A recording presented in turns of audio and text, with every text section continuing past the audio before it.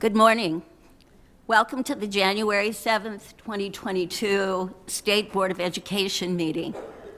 Board members, please engage your microphones before speaking and turn them off when you are done speaking. Please note that board members may be using their cell phones and laptop computers to access the agenda and information related to this meeting.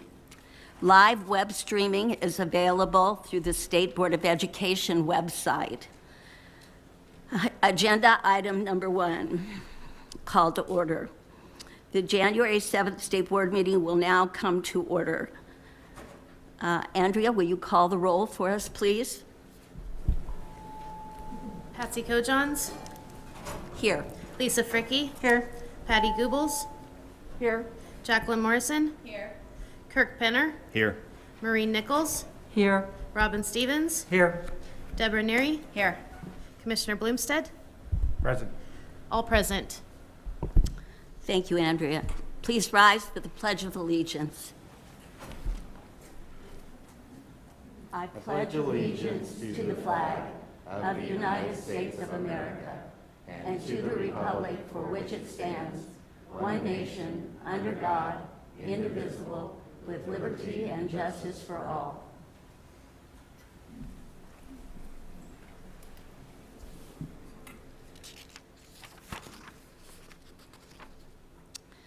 Information regarding the Open Meetings Act is posted as you enter the room from the main entrance doors. The Open Meeting Act is also posted on the State Board of Education website. Agenda item 2, Commissioners Report.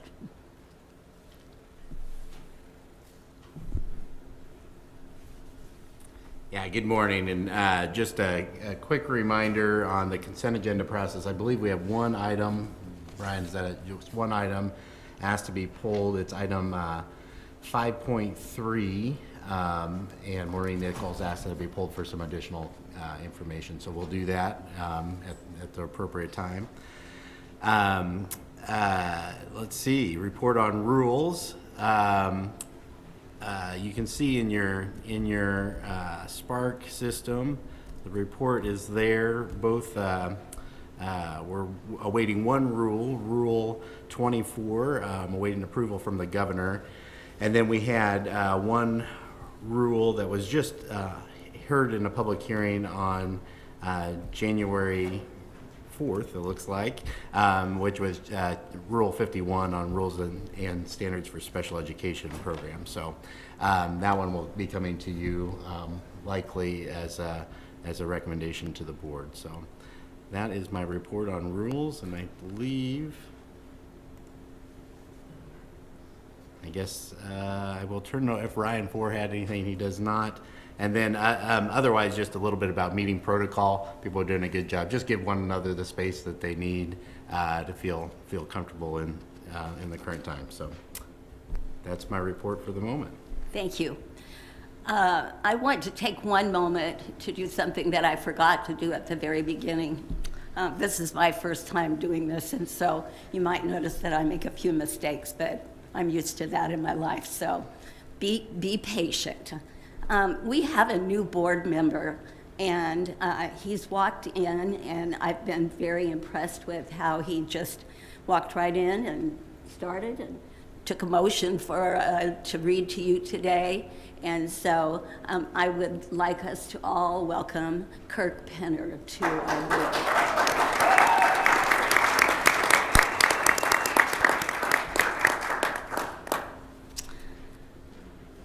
Agenda item number 4, the President's Report. Well, I want to take the time to say just a few things as I begin my term. First of all, I'm extremely honored to accept this role as the board president for the upcoming year. And I'm hoping that it will be a collaborative year where we recognize and give credit to all of those board members and their leaders of the past, and to each of the board members of the presently serving. I want to also thank you, Maureen, for all of your hours of dedicated service during some very difficult times with some very complicated issues. And I'm going to thank someone that's not here, Pat Tim, who left us in the middle of her term. She served 2 terms as our president, and she also served many years on this board. Isaac Newton once said, if I might paraphrase just a little bit, that we stand on the shoulders of greatness, and that's definitely true with us. Success is accomplished by recognizing the greatness in each person we work with, discovering their gifts, and allowing them to capitalize on those gifts to attain the greater good. And I think that's such an important thing to remember, that as we learned yesterday in our meeting, that we all have some special gift. And it's the job of our leaders to recognize those gifts and to make sure that you have the opportunity to use those gifts, okay? I appreciate that my peers have asked me to serve, and I look forward to our collective work with the ND staff, the commissioner, his cabinet, our elected officials and school officials, teachers, and citizens of Nebraska to achieve a productive year for our students in Nebraska. It is no secret that school boards all across our country are experiencing challenges that are unprecedented, and Nebraska State School Board is certainly not any different than all of those. We're not immune to these societal trends. As educational leaders in Nebraska, I hope we can set the tone of cooperation, take action steps that will assist in bringing about trust and understanding, and focus on positive, common goals for our kids. And I say kids because I now have great-grandchildren that will be attending our public schools. So I want to acknowledge that we have a teacher shortage in our state, and addressing this challenge will be one of our most urgent priorities, I believe. This seems to be an umbrella that covers many of our pressing demands that we're hearing about: the praxis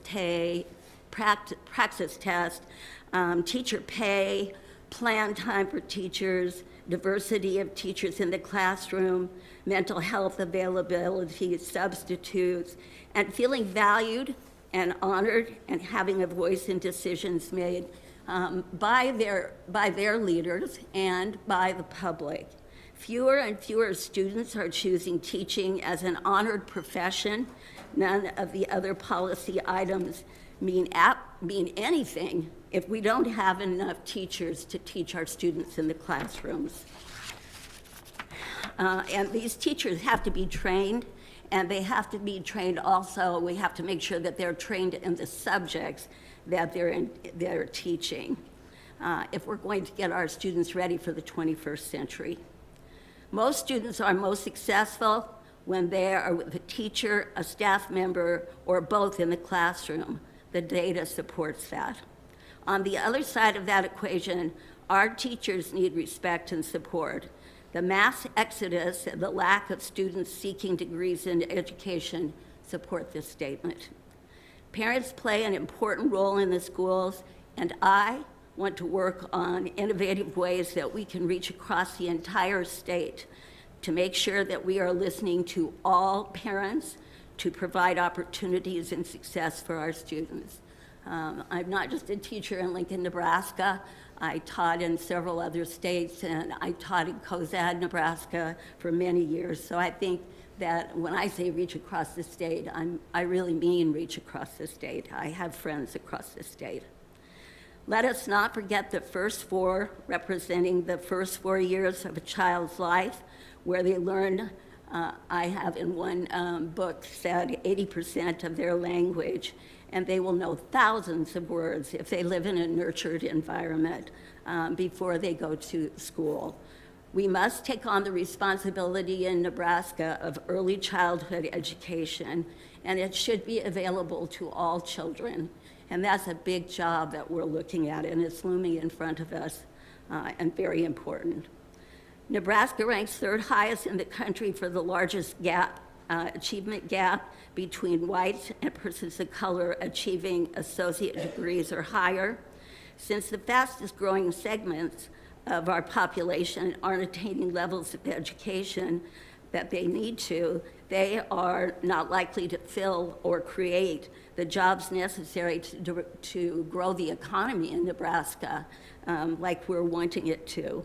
We must start looking at every policy initiative of the Nebraska Department of Education and assure that we are providing appropriate support to ensure that all students have the opportunities to be successful.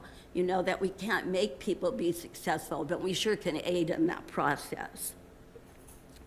Thank you again to my esteemed peers.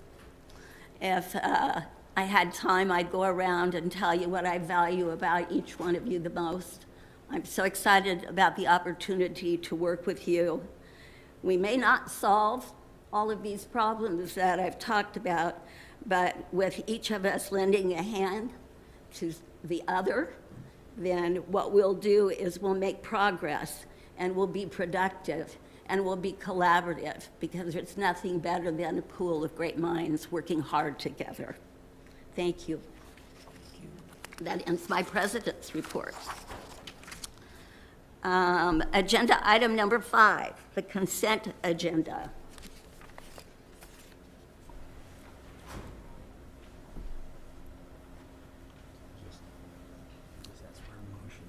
Oh, thank you. Okay, is there a motion to approve the consent agenda? Item 5.3. I move to approve the consent agenda with the exception of 5.3C. Is there a second? I'll second. Okay, this motion was made by Maureen Nichols and seconded by Patty Goebbels. Andrea, will you call the roll? Fricke, Yes. Neary, Yes. Penner, Yes. Goebbels, Yes. Stevens, Yes. Morrison, Nichols, Yes. Kojons, Yes. 8 yes. Okay, now where do I go? You want to go ahead and take up item 7.1 because Leslie Donnelly is here. So. Okay. All right, next, because we have Leslie Donnelly here to meet with us, we'll take up 7.1.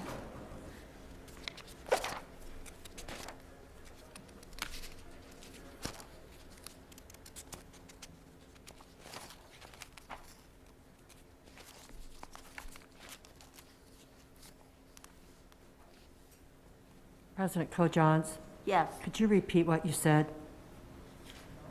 what's what? What you just said? What was it? We that- will now take up, because Leslie Donnelly is here, we'll now take up 7.1 Thank in you. additional business. Thank you.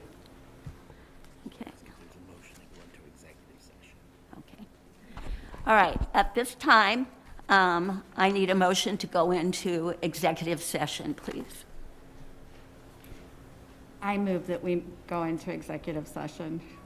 Do I have a second? Read the actual script and make sure it's there. Now show me where.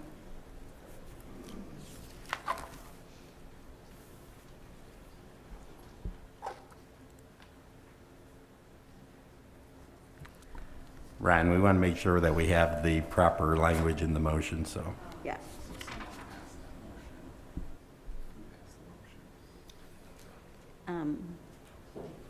So ask Deborah if she's willing to withdraw her motion. Deborah, do you want to withdraw your motion? Okay. Do you want me to? Yes, please. I withdraw my motion to go into executive session. Thank you, Deborah. Deborah, as usual, Madam President, excuse me, Yes. Deborah, as usual, is a step ahead of me. So if I could make that motion. Yes? I move that the board go into executive session to deliberate and receive advice of legal counsel concerning item 7.1, consideration of hearing officer's recommendation, decision in the matter of the appeal of Dolores Gladbach. Is there a second to that motion? I second. The motion was made by Robin Stevens and seconded by Maureen Nichols. Is there any discussion on this motion? Is this normal to break right away instead of doing this at the end? Just a question. Well, I'm new. And a good question too, but I think it happens in many different places in the meeting, in my experience in the last 5 years. So this isn't unusual. I know it feels different, does it, to do it right away, but. We do this based on Leslie's availability, and so that's the Yeah. primary reason. Okay. All right. Any other questions? Yes. Also, just being in person here, kind of, maybe I don't know. Typically, a lot of these have been held on Thursdays, and so because we had a different kind of session yesterday, we didn't get to do this on Thursday, so that's why it's on Friday. Okay. All right. The motion passed. So we will now go into executive session. No? We didn't vote yet. Oh, we didn't vote. That's pretty important. Morrison, Yes. Fricky, Yes. Nichols, Yes. Goebbels, Yes. Kojons, Yes. Neary, Yes. Stevens, Yes. Penner, Yes. 8 yes. Now we will go into executive session. Please go there directly. For a motion to come out of executive session.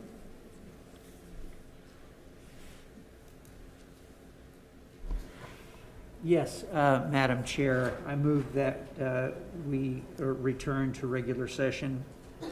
Thank you, Robin. Is there a second to that motion? I second. Thank you. The motion was made by Robin Stevens and seconded by Maureen Nichols. Is there any discussion on this motion?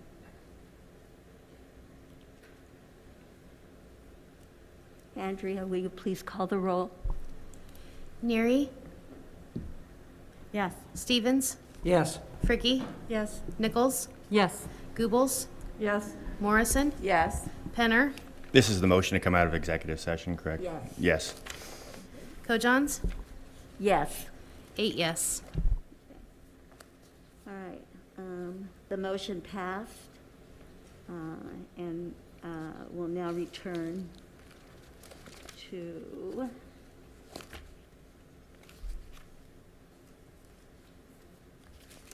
this is just to come out of executive session, right? Correct. Okay, so back.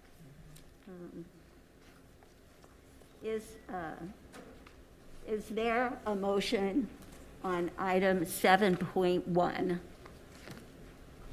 Yes, Madam Chair.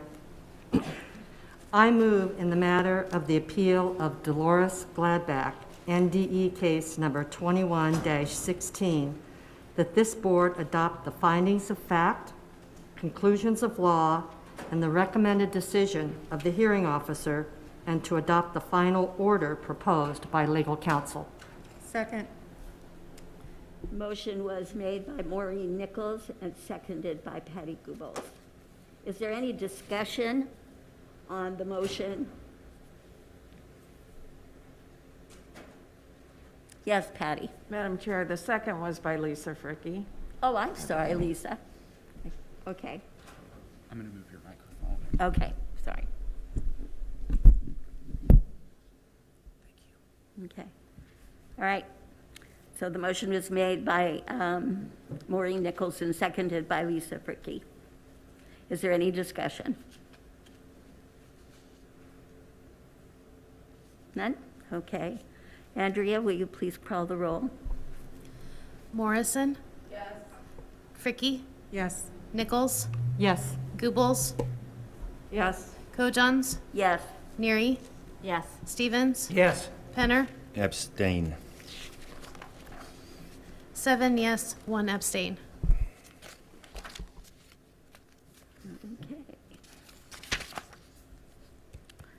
Okay. Agenda item number 6, standing committee reports. Agenda item 6.1, Maureen, please provide a report from the policy committee meeting.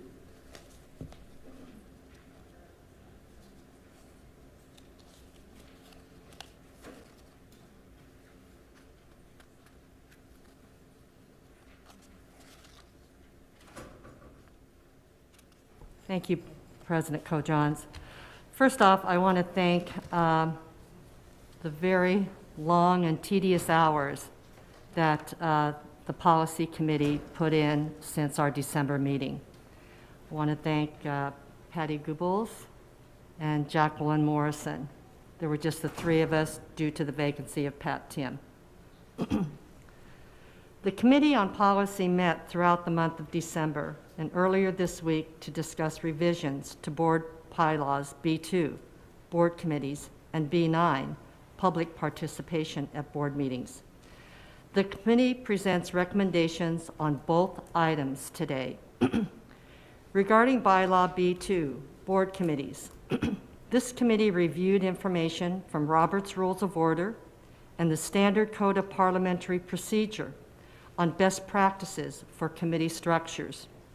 Additionally, the committee reviewed the committee structures of the Nebraska Board of Regents, the Nebraska State College System Board of Trustees, and the Utah State Board of Education. The committee recommends adoption of the proposed revisions to Bylaw 2 and recommends that the Budget and Finance Committee review its position description and report back any further recommended revisions no later than June 2022 board meeting. This is the result of discussion on potentially expanding the scope of the Budget and Finance Committee. Regarding Bylaw B9, public participation at board meetings, the committee considered the letter from the Nebraska Attorney General dated August 4th, 2021, recent revisions by the Nebraska Legislature to the Opens Meetings Act, and current practices of the State Board. The committee recommends adoption of the proposed revisions to Bylaw B9. This concludes the Policy Committee report. Maureen, is there a motion on item 6.1A? Yes. I move to approve the proposed revisions to State Board Bylaw B2 board committees. The Budget and Finance Committee shall review its description and report back to the board with any further recommended revisions no later than the June 2022 board meeting. Is there a second to this motion? I'll second it. Who seconded? Jacqueline. Jacqueline. Okay. All right. Maureen Nichols made the motion, and it was seconded by Jacqueline Morrison. Is there any discussion on the motion? Lisa? If we have minor revisions, do you want us to wait within that time period between now and June, or did you want to hear those today? Maureen, that might be a question for you. I'd like to hear from my board colleagues, my committee colleagues on that. I didn't hear the question. Oh, I just said if we had minor corrections, do you want us to wait between the time that Maureen said now and June, or did you want to hear anything today?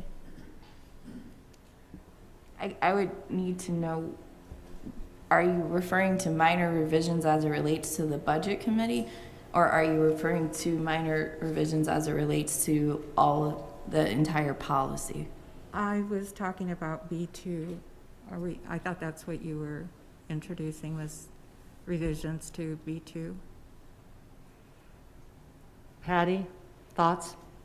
Yeah, I think the question, Lisa, was, are your suggested revisions related specifically to the request that the Budget Finance Committee come up with additional responsibilities, or just to B2 in general? Oh, okay, all right, I'm good. Thank you for the clarification. Is this just to send it back to the Budget and Finance Committee, or have we explained the change in the committees? It's all posted in Spark for your review. Okay. We have gone from 7 committees down to 4 committees. Okay. And we have condensed, we've put together an executive committee that has been, it's listed the different tasks and assignments to that committee. Rules and regulations, I believe it is. The Budget and Finance, and Planning Committee. But they all deal with a lot of the same things that we had in the 7 before. 4 was a recommended number for any state board to have. And so Utah follows, their board is very, very similar to ours and conducts its work very similar to ours in Nebraska. We've all done that research, and I'll leave it at that. So this motion just really goes back to the 4, going from 7 committees down to 4, and accepting what is in there. Other committee members, do you want to add anything?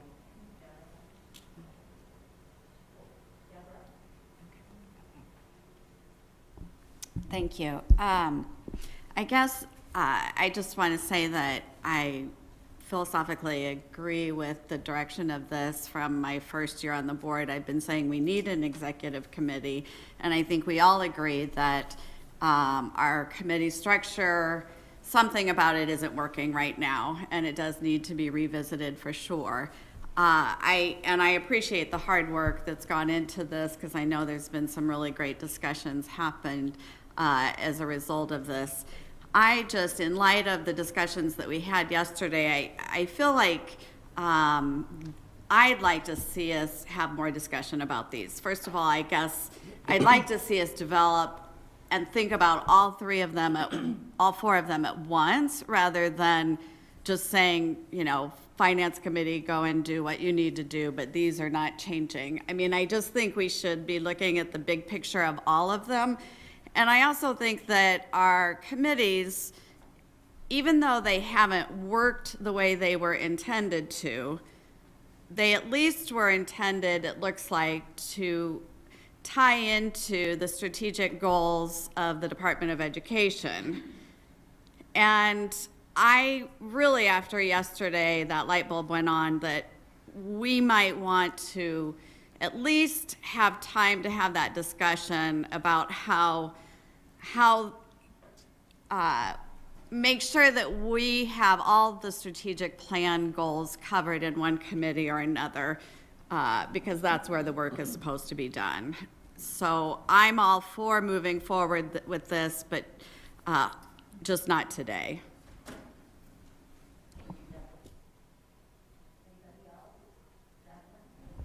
Sure.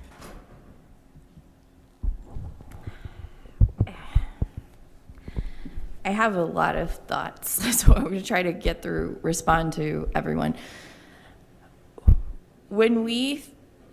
So I'm going to give you a little bit of context so that everybody knows what went on and what transpired. Robin, Patty, and myself met as part of the ad hoc committee, and I will talk about this a little later in my report. But one of the things that we talked about or thought in terms of our processes that need to be revisited was our committee structure. And so we knew that we were doing a reorganization of the board in January with picking new officers, and that new committees would be chosen. And we worried if we didn't get that information out as a suggestion before this meeting, if we waited until February, we would kind of miss the year to make a suggestion. And so we went to Maureen as the president at the time, and we said, we would like to get this information out, or at least say we think part of our processes needs to be revisiting the committee structure. And she took that up. At the time, she was also serving as chair of the policy committee, and said, well, let's have the policy committee look at this. And so we did. Over the past 2 months, we met a lot and we talked about it, and I think we had very intentional discussions. One of the things that we thought this would alleviate is the time that we're able to spend in committees. So right now, when we meet in our work sessions on Thursdays, we usually have less than an hour to an hour and a half for each committee. And so we're absorbing and going through a lot of information. Sometimes, mostly that's tangentially related to what's going to be on the agenda for the board. But we never, at least in my opinion and experience, had the time to get to the work, some of the other work that we needed to get done. And so by having more time to meet as a committee, this gave us, by fewer committees, that gave us more opportunity to get work done in the committees. So that was part of the thinking or discussion or thought that went into this. The other part that hasn't been touched on was there had been concern among the board that some committees had more responsibilities than others. And so a lot of work among the board was being done in certain places. And if a board member wasn't on that committee or part of those conversations, they weren't necessarily getting all of the information that they needed among the board. And so we looked at how can we structure the committees in a way that they're pretty much equally weighted and that everyone is working on the same amount of work and the same importance of work. And so that was another thing that we really wanted to consider, and some of the thought that went into the committees that we are proposing. Another thing that is in there that we had conversations at length about were what were going to be the leadership positions on the board. And so we were very intentional about creating opportunities for leadership on the board that weren't concentrated either in a committee or among the president and vice president.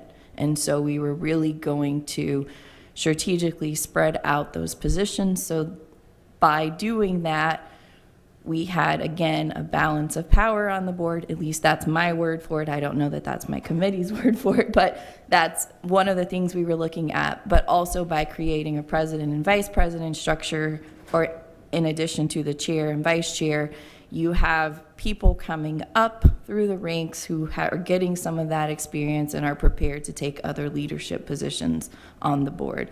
So that's kind of what some of our broad topics of conversation were, and why I thought that this was needed. My concern with us not, I guess to respond to you, Deborah, my concern with us not adopting this today is that we're going to go forward with the same committee structures that we had in the past. And I think those same structures were part of what was causing friction and concern among the board. And thus, if we continue to go and we postpone this, because of the way that our bylaws are written, I don't think we would be able to address this again until January of next year when we reorganize the board again. And so for that reason, I think we should move forward with this today, but I would like to hear if Patty has any thoughts, not to put her on the spot.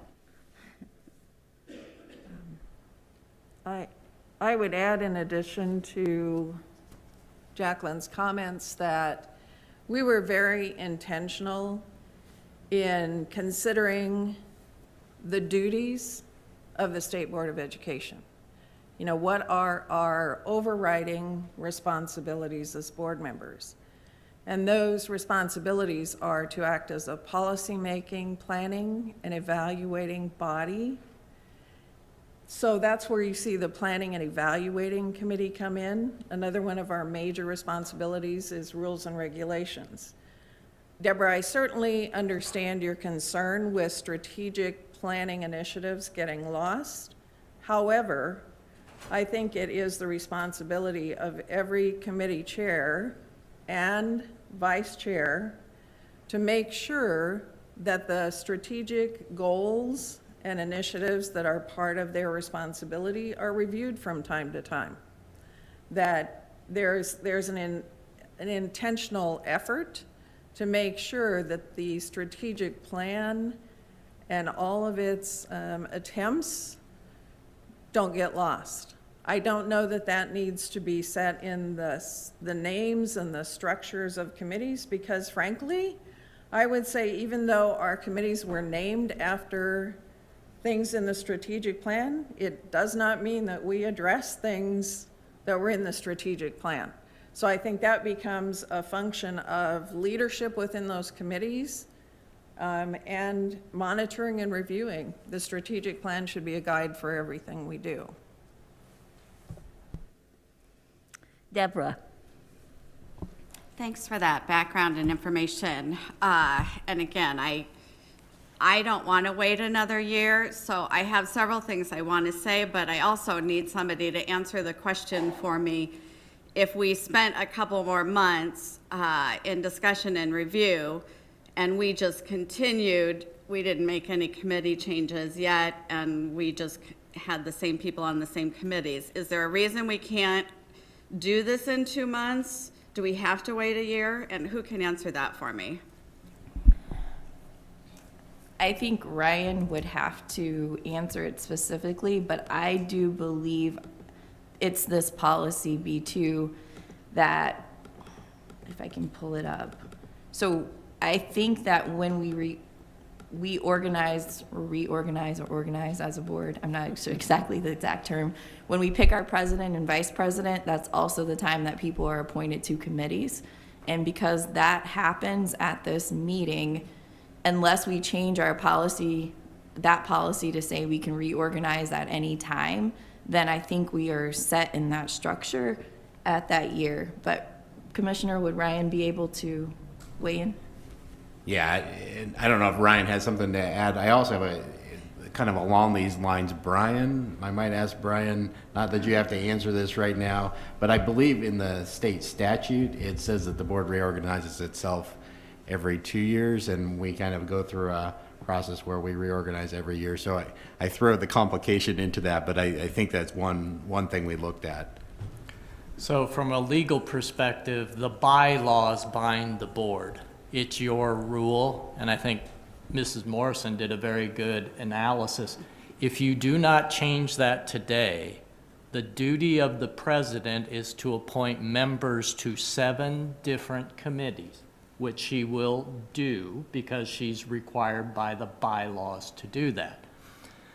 So in that regard, if you want to wait several months and make the change, then your board president has to redo committee assignments in the middle of the year. So I think that's what Mrs. Morrison was trying to point out. The timing of this is more at this meeting than later. Legally, once you've established the committees throughout the year, you can tweak the purpose language of any of those committees if you find the wording is causing you problems, but you don't change the structure of the board nor the committees or membership through that process. That would be the simplistic legal analysis I'd give you right now. Did that answer any legal questions you might have? Deborah. Yes, those answered my questions. Thank you. And I feel more comfortable moving forward, knowing we can tweak all of them if needed as we go forward. I guess, and part of this comes from, just because I knew this work was going on, I was talking to some of the people involved in the work, and I have for a long time, and you've all heard my speeches about this, but knowing that I had hoped that data would be an important part of our discussions.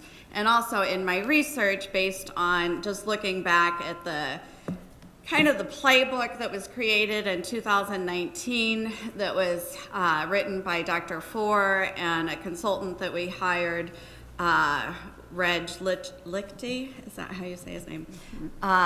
It stated in there that we should have an external, a committee that is thinking about external feedback and talking points. And I really feel like as our world changes, and it became extremely apparent last year, especially, that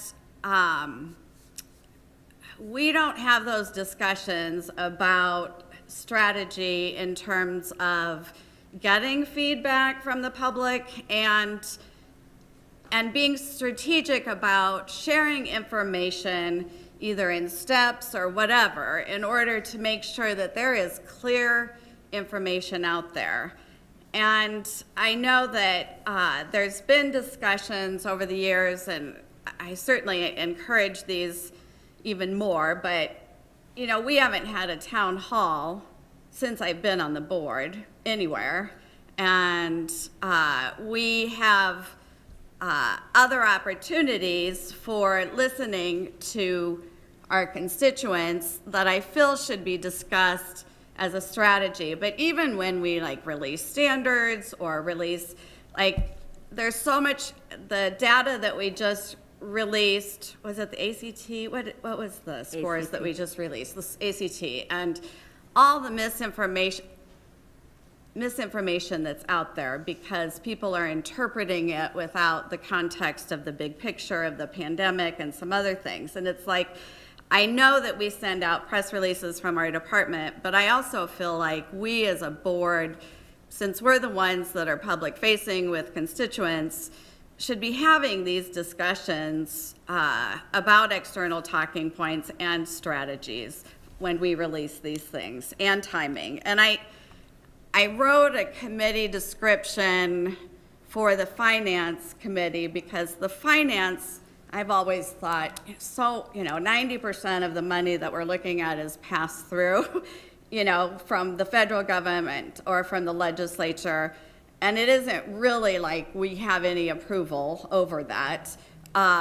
It's the only approval and review that we have for the audit is what's spent by the Department of Education. And so I've always felt like there's more that committee could be doing. And so I call it the Finance Information Committee, and I just want to read it just to get you thinking about ways, if we are going to tweak, we could tweak. And, you know, doing this all at once rather than a la carte over the, you know, next few months, I guess that's for everybody else to decide how they prefer to do it. But I thought we could have a committee focused on increasing public understanding and support for education finance and broader issues impacting the education sector in Nebraska. This committee will review requests by the NDE to state and federal funding entities, NDE expenditures, approve the annual audit, and will review and approve NDE contracts and grants. And that's way more thorough than the description we have right now for the Finance Committee, by the way. This committee will discuss board issues and data in advance of public release and consider strategies for op-eds, information sharing with the general public and with specific audiences, timelines for release of information, and town halls and other strategies that will help public understanding. This committee will also review avenues for collecting feedback from the public, reviewing data that is released by the Department of Education, and will focus on more intentional public communication. And again, I want to refer back to, you know, this was a recommendation to the board to establish somewhere in one of our committees that we do focus more on external communications. And also I know that we've had discussions about wanting to have more data as part of our discussions, and that could be spread across all of the committees, but just wanted to throw that out there. Thank you. Lisa? I'm not disagreeing with what Deborah said, but I think we're off topic, somewhat off topic for what you asked us. This is only discussion on B2, correct? Yeah.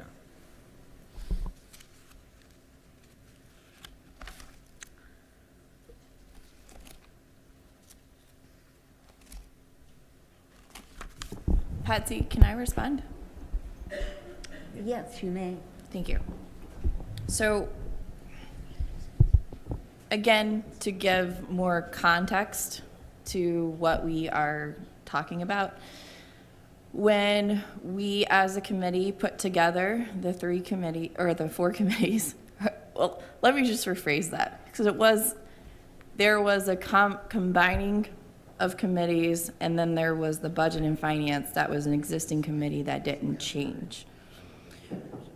When I went back and looked at them, and I'll speak for myself, I don't want to speak for the committee, we did see that the Budget and Finance Committee needed to have additional duties and responsibilities in terms of making it as comprehensive and the duties as robust as the other three committees, making sure, again, we were weighting the committees equally. And after more conversation, it was discussed that perhaps the Budget and Finance Committee could absorb additional responsibilities. We had conversations as we got closer to today. We were about a week and a half ago. We had conversations about what that could look like. And both myself, Deborah, and Kristen, who is our chief data officer, met and discussed kind of what data and information meant. And after hearing kind of thoughts and kind of brainstorming, I went back to our committee and I said, I don't think we can have this ready within the time of our next board meeting, because at that time, this was last Monday, we were about 3 days away. And so it was a place where I thought we need to give this time to have more thought, more input, and I don't want to rush it. So that is why we are proposing to you today that the Budget and Finance Committee be able to come back, get together, discuss what that looks like, and to propose more duties or what the structure would look like to the board, because we felt it deserved conversation that we just didn't have time. We could have met for the past 3 days and figured it out. I think we definitely could have, but we wouldn't have given you time to absorb it and think about it, and that's not fair when we're talking about giving people advance notice and time to digest. So that, I don't think that Deborah's input is off topic, because it's part of what we're asking you to do, which is to give the Budget and Finance Committee more time to think about what that would look like.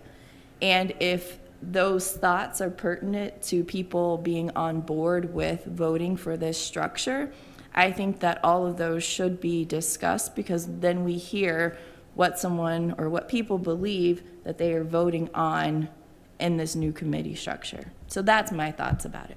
Okay. Thank you, Jacqueline. Any more discussion, Maureen? Thank you, Jacqueline, for filling in the blanks there. That was excellent. And yes, I would agree that I believe those that end up being on the Budget and Finance Committee will be able to take the time to find creative avenues that will work and fit into that Budget and Finance Committee to make it a broader committee. When you put great minds together, you can come up with great ideas that we haven't already thought of. And I go back to my first year on the board. We did not have a Budget and Finance Committee. And it was Patrick McPherson, the late Patrick McPherson, that requested that. And I was on it the next year, and I learned a great deal. And I know that there are things that could be added to that committee that could make it even better. Patty, and then Deborah. I would just add that, as Jacqueline said, I think we believe that we could have spent lots of time trying to figure out what should be part of this, but that's not on us, right? Because we are saying that we want people on the Budget Finance Committee to come up with proposed additions to the responsibilities of that committee, that we need to give people time, like Maureen was saying, to share their ideas. I mean, even in this discussion, we've talked about what might be in there in two very different ways. One deals with external communications and data. The other one seems much more general in terms of data that relates to decision-making as a board. So is there a way to pull those together? Maybe, maybe not. Maybe someone else on that committee comes up with a grander idea that would be beneficial for us. So we didn't want to pin people in by saying this is what it will be, when it seemed like there's an opportunity for people on budget and finance to generate ideas and bring those ideas to the board. Thank you, Patty. Deborah? Again, knowing that we can make adjustments to all the committees, because if we're ultimately looking for balance too, then that might be a part of the discussion in the future. I'm comfortable moving forward today. I just have one other question because I can't find it right now. But are we still, does it say that now we're looking at 2-year commitments to a committee, or that was left out? Okay, all right. We can respond to that. Okay, Jacqueline? Yeah. So we, as a policy committee, discussed the 2-year, and I'm looking at Brian, so if I say something wrong, tell me. Statutorily, we have to reorganize every 2 years, but by our bylaws, we had been doing it each year. And the 2 years are connected to an election year. So even if we did something this January, we would have to do something again next January because that's the election year. Statutorily, we're required to do it. So rather than propose that we do something for 2 years, which we can't do right now, we just thought leave it now and see how this new structure works, and then evaluate next January if it worked well, if it didn't work at all, how do we want to do it when we have to do it next January. That was why we decided to leave it off. And if you guys, anybody else has questions, ask us, because I do think we thought about every single component of this. Thank you, Jacqueline. Robin? And then Deborah? Thank you, Madam Chair. And I think I'm following up on what I heard Deborah say, that this discussion that we're having about finance and budget could indeed be with the executive committee, that they might see some changes in it, the planning and evaluation, and rules and regulations. We could be having this very similar discussion about each of those as we look to changing our committee structure. Am I interpreting that correctly? I would say, Robin, that there's a distinction between tweaking and adding responsibilities to a committee. The committee that if this motion passes, that would allow for major changes to responsibilities within those committees stays only with budget and finance. There could be tweaks to the other committee, but not changes in terms of major changes in responsibility. That wasn't part of our discussion. Thank you, Patty. Robin? Again, and thank you for that clarification, and I'm assuming she's speaking for the policy committee on that. And going back earlier to Lisa's, I think you had some, quote, tweaks that you were talking about. So to answer her question, that would take place in whichever committee you see their need for tweaking. I don't know if that answers your question or not, or if that's your thoughts now after listening to this discussion, or whatever. Can I address that? Yes, you may respond. The one change that, I don't know that it's tweaking, but there's one portion of rule in one of the committees that isn't under rules and regulations. And so I don't know if that's tweaking, it's just a small portion. And if you're gonna have a rules committee, that rule portion should be moved to the rule committee. And that's, I don't know if that's a tweak or a major. I guess I would like to hear what you would like changed now, because this would be the time or opportunity for us to make amendments or changes to it. So can you be more specific about what it is?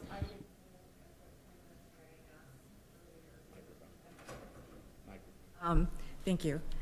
So, under Planning and Evaluation Committee, the second paragraph, and the third to the last sentence, it talks about school accountability and accreditation. That currently is Rule 10, and we're working to change it to have, approval, accreditation, and accountability. And so I'm thinking that's still going to be a rule if we change it, and that maybe it should be under the Rules Committee.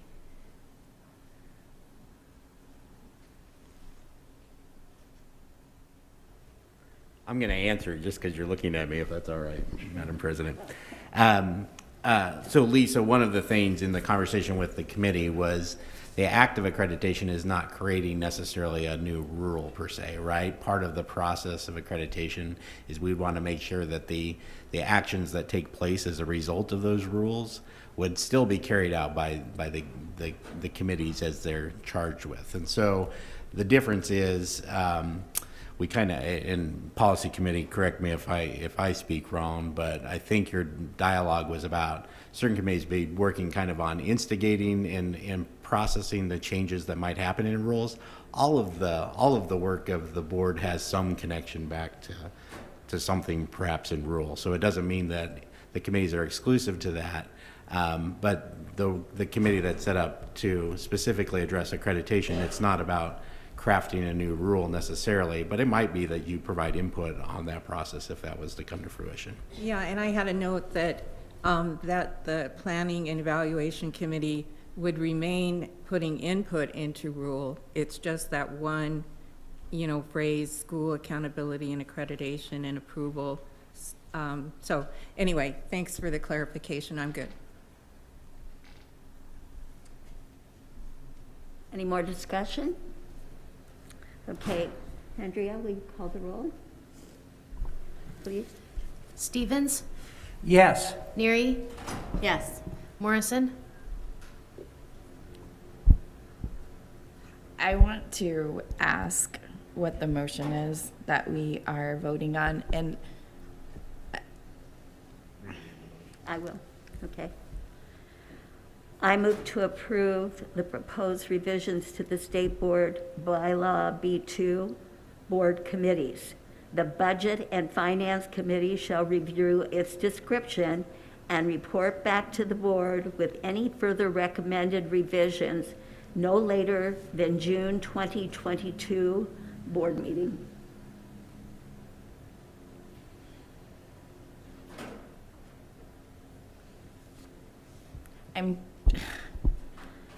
I'm sorry, I don't know if this is appropriate to even, I don't want to debate, I just want to make sure I'm clear what we're voting on, because it seems like it's two components. One's adopting the rule, and then the other is the directive of the Budget and Finance Committee, and are those two motions or one motion altogether? Is that appropriate? I guess I'm...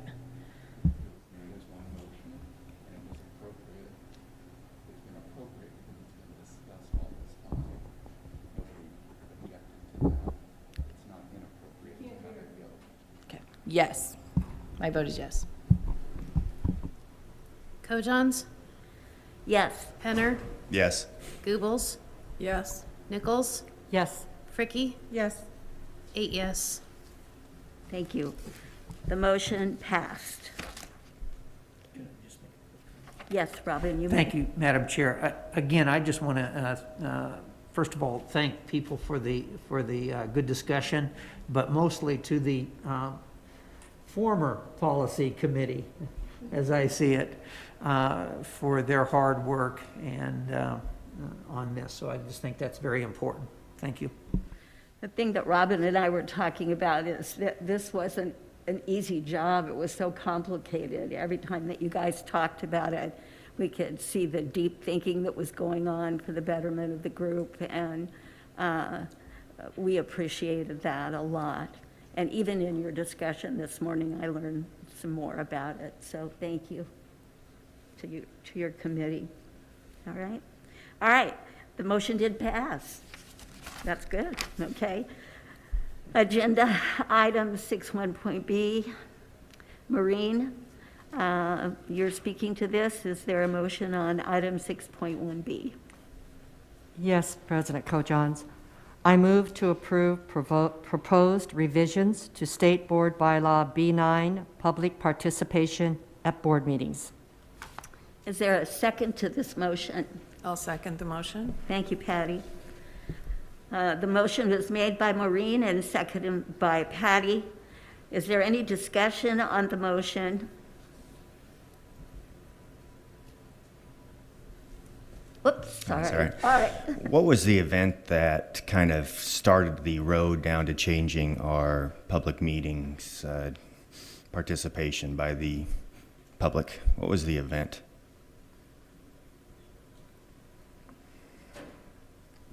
Jacqueline? Did you want to speak, Maureen? So I will give some context to this. Last year, we were receiving a lot of public comment, during which time there was I don't know if the correct legal term is complaint, but there was a request for an attorney general opinion on our public comment policies and whether or not we had followed them. At that time, we received feedback from the Attorney General's office. We met as a board in executive session to receive feedback from our legal counsel about what was provided to us, after which we determined that we needed to update this policy. One of the things that the Attorney General said, and I'm not certain I'm paraphrasing him exactly, but the board can develop any policy that they want, but they need to be consistent in their application of the policy. And so when we went back and reviewed our policy, we were trying to develop a policy that was very clear so that if ever we were cited or anyone went back to the Attorney General's office, we determined we had a set amount of time stated, we were clear in what we were going to do each time, and then it would never be claimed that we were being arbitrary. And so this is the reason for which we decided to update the policy. It was directly in response to suggestion, or at least the response from the Attorney General. Lisa? I would just like to add to that. That was excellent explanation. I felt uncomfortable at board meetings deciding that day how long we were going to allow people to speak. And at the first meeting in Kearney, there were people that drove long distances, 4 or 5 hours, and who knows if they had to have daycare providers or whatever. And then we were making decisions about how long they should speak or doing it month by month. We needed something consistent, and so therefore, after the Attorney General's information, they decided to make it consistent. I should say we decided. Are you wanting to speak, Robin? I Yeah. I think the actual event then would be the the discussion on health standards. If there's a specific event, and I'm not sure if that's exactly what you're asking, but that's what I would say. Okay, so the event that caused the change in our public comment section was the health standards of last year. Is that what you're saying? Okay, so in this document, it states that the board will limit to 2 hours, correct me if I'm wrong here, 2 hours for public comment, but the board can, by majority vote, make that longer, correct? So how would that have worked last year? Do you think you would have went longer at all with that particular process? We talk a lot about parental involvement, grandparent involvement. We had Teacher of the Year from 2021 talking about the importance, this was yesterday at the luncheon, the importance of parental involvement. He was pretty adamant about it. But parental involvement includes times that parents don't agree with the school or the education system. And my point being, if this policy was in play last year, you would have had 2 hours and stopped it, because the majority of the board at that time was not in agreement and wanted to push those health standards forward. It's my opinion. And so to do that after the health standards debate, to change the public meetings comment policy doesn't make sense. Did you think about it 2 years ago when you had nobody here? Did you have it 3 years ago when nobody came to this? You hit a hot button issue, and now we're going to limit public comment. And to me, that's not correct, my opinion. Jacqueline, and then Robin. I would like to respectfully disagree. I know for a fact that during some of those sessions, I personally fought for more hours for public comment, and our board members voted to extend that. So if that limit was in place, would we have done that? I would say yes, because we did. There was no limit before, so we could have said 1 hour, 2 hour, 3 hour, but we chose to make accommodations to hear the most amount of people given the time frame that we had. So I can't agree with that. Here, if I read you our prior policy, one of the sentences that was there, that is still there, is a majority of members present and voting may also choose to allow, terminate, or reduce the time for public comment at any time. That was there last year, and that was there this year.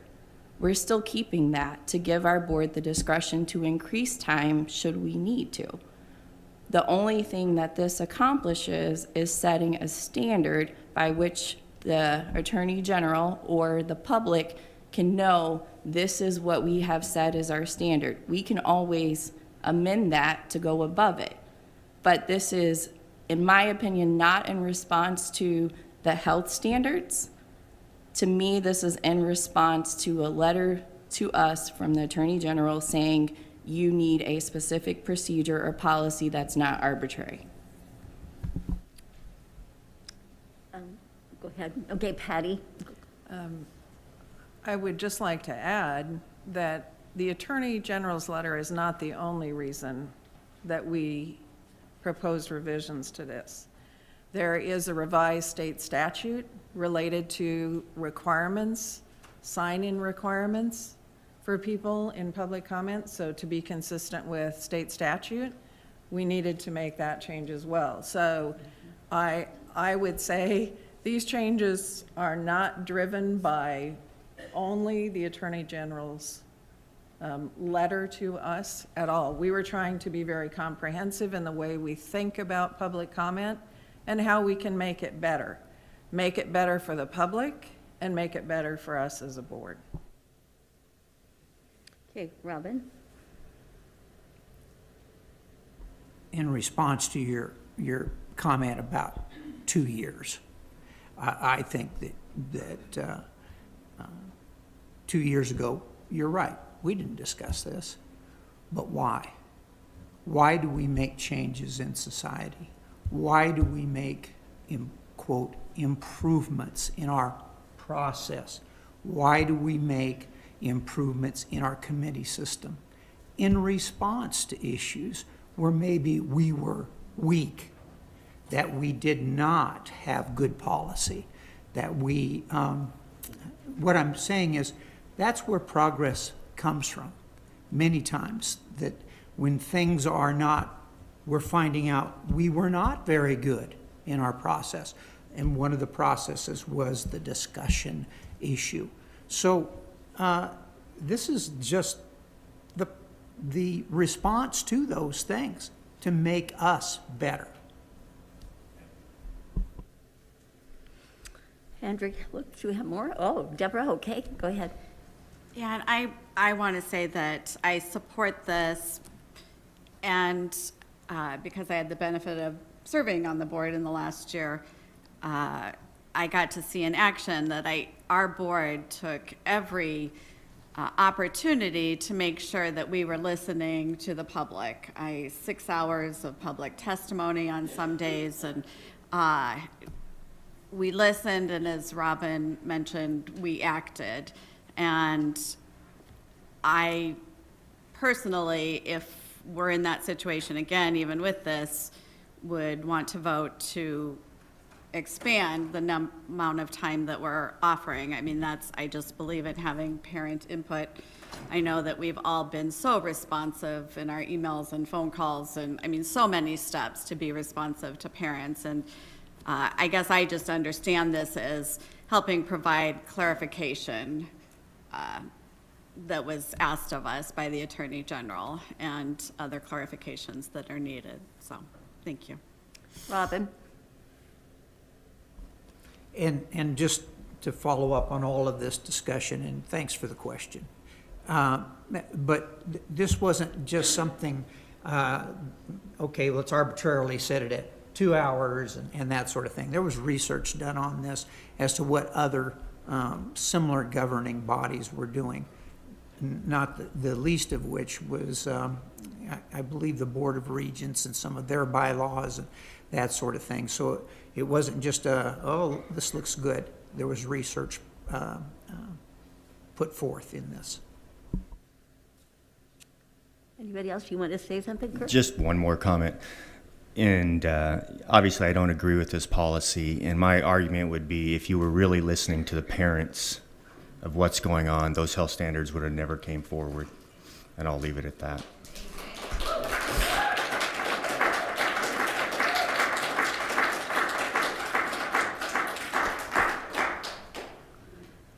Anyone? Oh, Jacqueline? Yeah, I just want to say we have talked extensively about creating more opportunities for input. One of the responses that we've heard, and I'm trying not to get too off topic, but people want options other than the public comment period because they feel like they don't have an opportunity to talk to us and interact with us. And so we are looking for ways to build in more listening sessions or town halls. One of the things that we did do last year, again, to be intentional to hearing people, is we took the board meeting beyond Lincoln. I drove to Kearney, we went to Omaha, so that different groups of people would have an opportunity to speak. And so when we were talking about our meeting schedule at our last meeting and when we were going to meet, we specifically said that we would have 2 meetings, at a minimum 2 meetings next year outside of Lincoln so that we can, again, go to people where they are. So we have been extremely intentional in having conversations to figure out how we can get more input and be more available to the public. This is just one avenue that we have, but I think the work that has come out of this or that has been created is that we know now that we are going to be more intentional in creating other opportunities outside of public comment. Deborah? And ditto what Jacqueline just said, and that was my point earlier about the Finance Committee, that I really hope that we're thinking about more ways to have feedback from the public. But I also want to just say, since I represent a district, an urban district with different problems than some other different challenges from some other districts, I mean, I just want to emphasize that I've listened to the parents a lot, and I've had people crying on the phone. I've had, I mean, just very emotional conversations with parents. And so when I hear, are we listening to the parents, I think some people think, well, that you need to be listening to this group of parents. And there's a lot of different groups of parents with different interests, and I know that when I'm being attacked by both sides of these issues, which I am all the time, that I'm probably somewhere in the middle. And anyway, I just wanted to say that there's a lot of different groups of parents that we listen to, and not all of them are able to show up today because of their jobs or whatever the situation is. But yeah, we've all truly valued the importance of that feedback, I believe. Thank you. Okay. Lisa? Microphone. I want to vote for this, but if there are minor changes, can that be done outside of this meeting? Or do those have to be done now? It's just 2 tweaks. I don't know what the procedure is. I think you could identify what your changes are. I think Oh, that's yes. fine. And I want to answer your first question. No, whatever you vote on in a policy, the board can always come back to review a policy at some future time. But if you have something you want to address, I would take And it up. it's just, in the first paragraph, line 1, 2, 3, 4, 5, 6, conduct its meetings. I think in this case, it would be a business meeting, not a committee meeting, not a other kind of meeting. It would be definitely the board, and to permit the board to conduct its business meetings. And that's minor, but it's being specific to what I thought it was talking about in that paragraph. Just the addition of business meeting. So it would read, therefore, in an effort to provide procedure by which matters of state interest concerning the schools may be brought before the board, to permit the board to conduct its business meetings, not other meetings. Or would that include all meetings?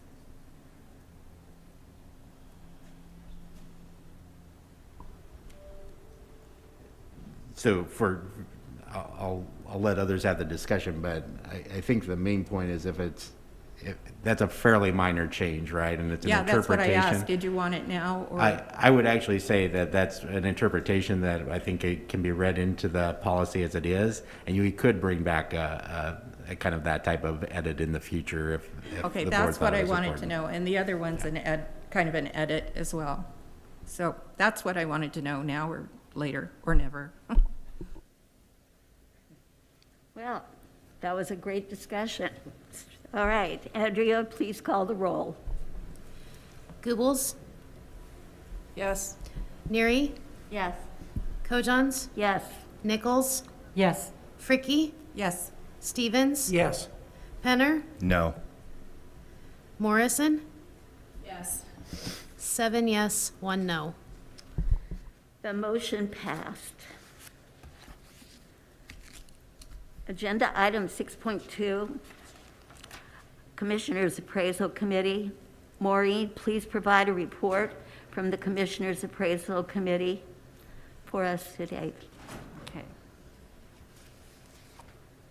Thank you, President Kojons.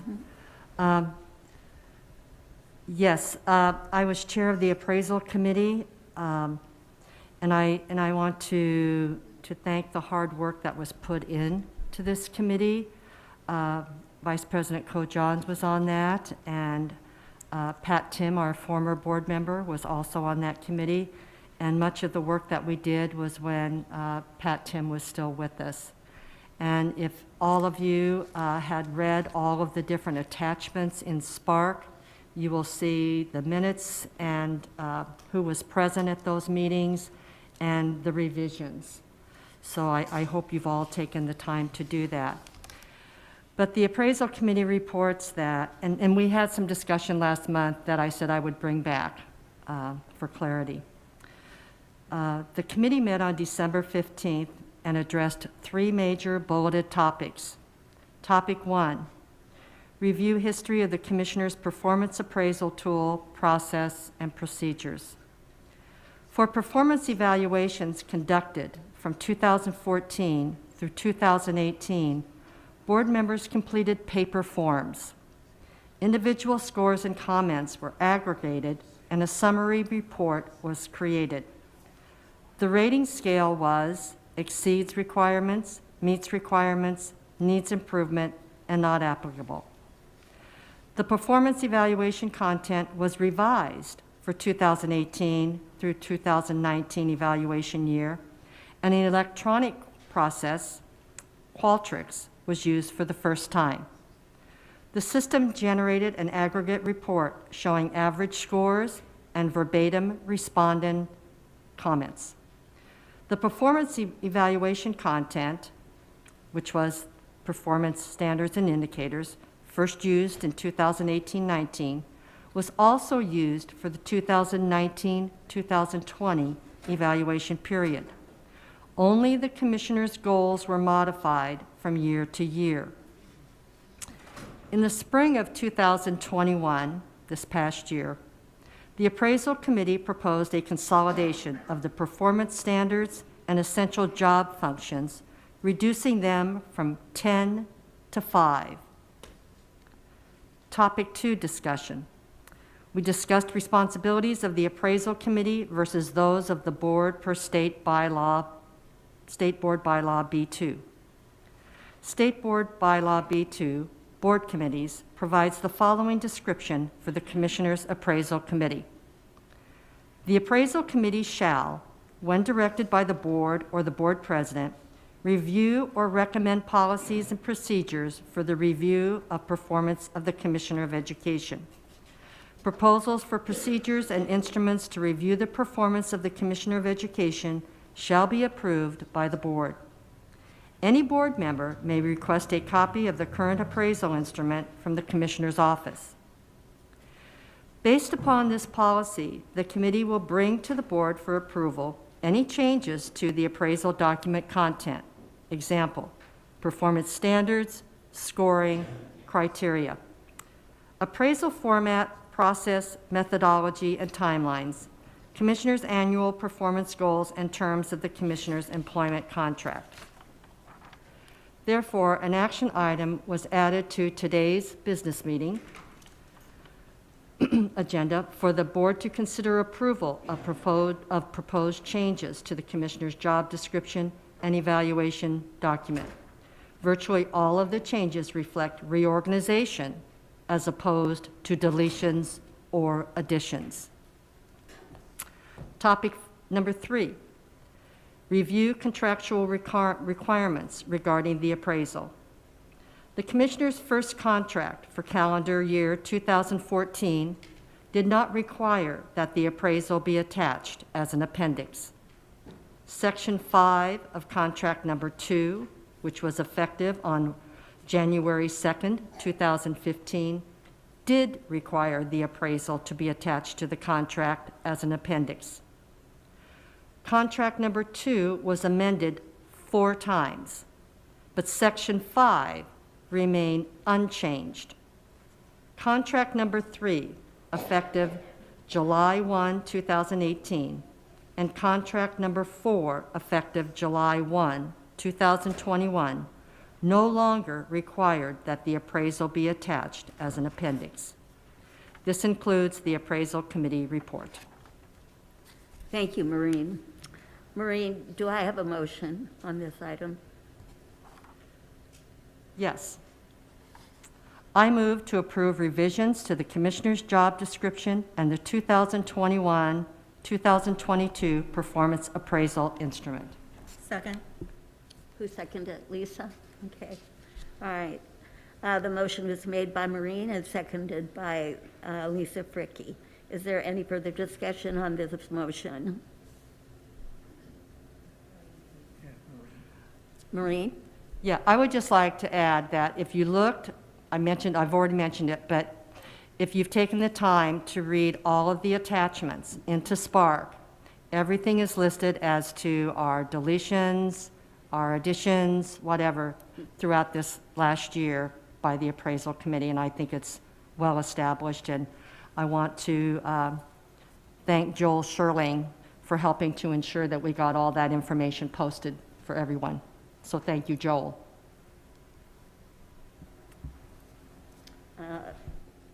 Jacqueline? So on the proposed agenda item rationale, under rationale background information, the sentence, proposed revisions must be in place prior to the onset of the annual evaluation period, which was July 1st, 2021. Can someone tell me what that means? Or what is that communicating?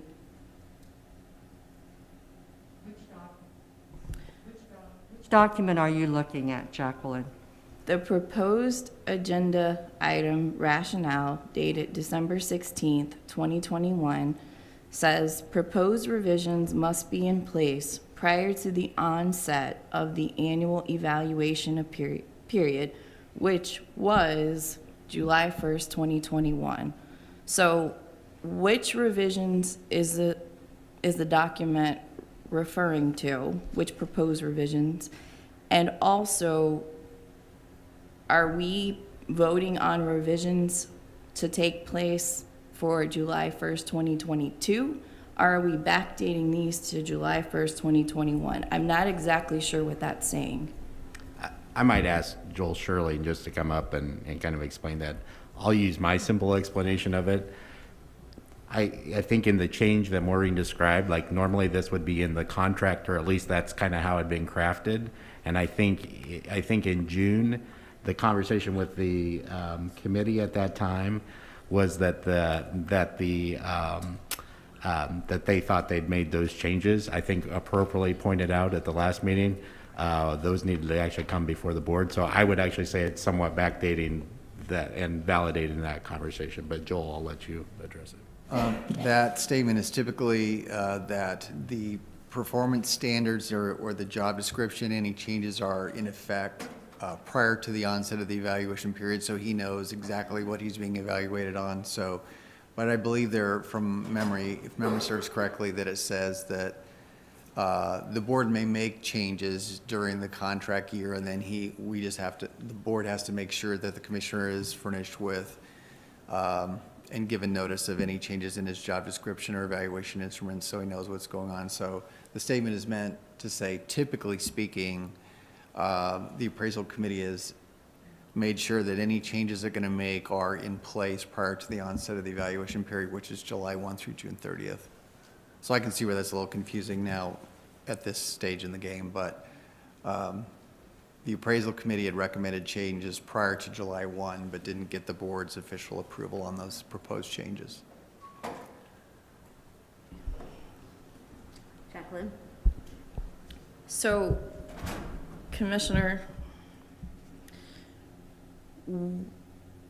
what have you been operating under for the past 6 months that you believed were your performance evaluation duties and goals? Yeah, I was operating under what our discussion was in June when the contract was approved, and my understanding of the appraisal committee's direction at that point in time. So essentially what's outlined here, yes.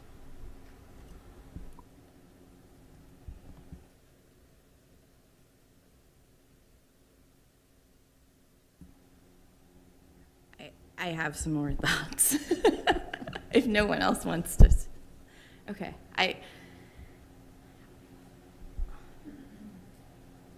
I'm concerned for two reasons. One, that this should have been approved by the board back in July.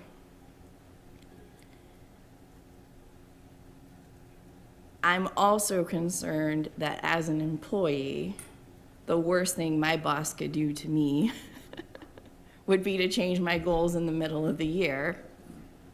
I shouldn't say that'd be the worst thing, they could fire me, but I was gonna ask. maybe that'd be good. No, I'm just quiet. But as I look at this, there are things in this document that I, as a board member, have concerns about and I'm not comfortable with. If you asked me if I wanted to approve this right now, my answer would be no. On the other hand,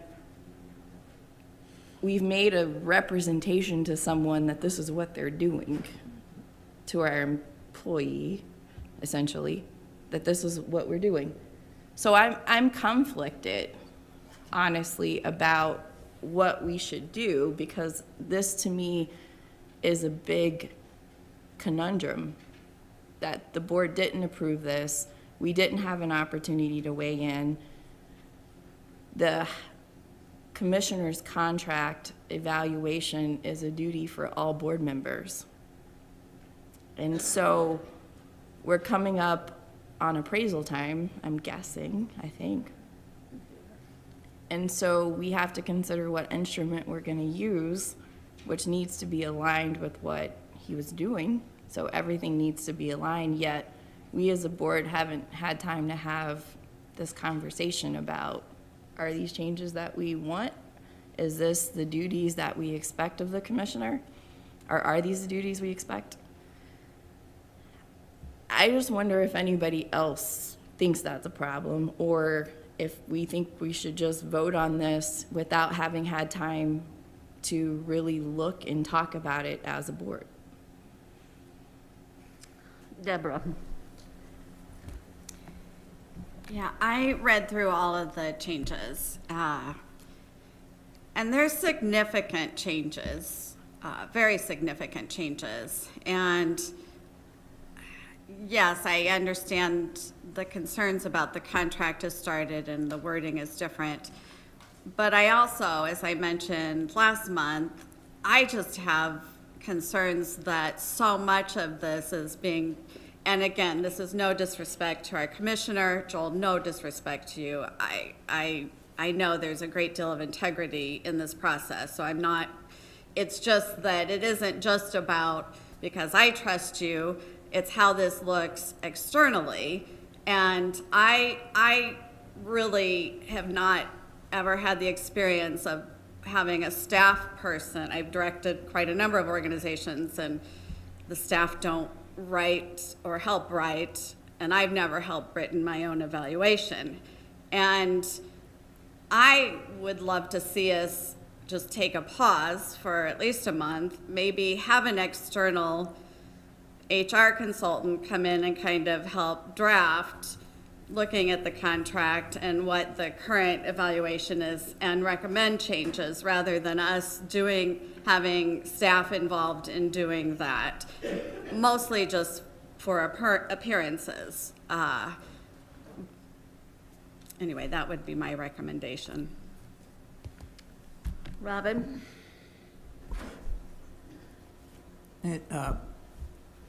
Thank you, Madam Chair. Looking towards the chair of the appraisal committee and also the committee in general, doesn't just have to be Maureen.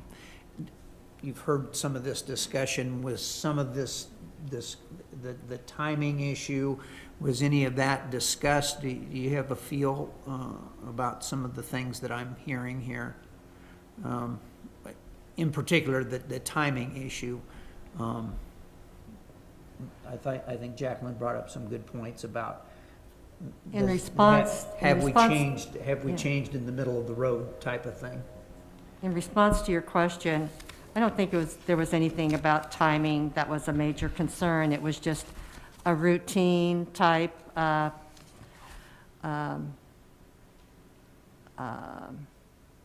monthly type thing that we looked at. as had been the culture before.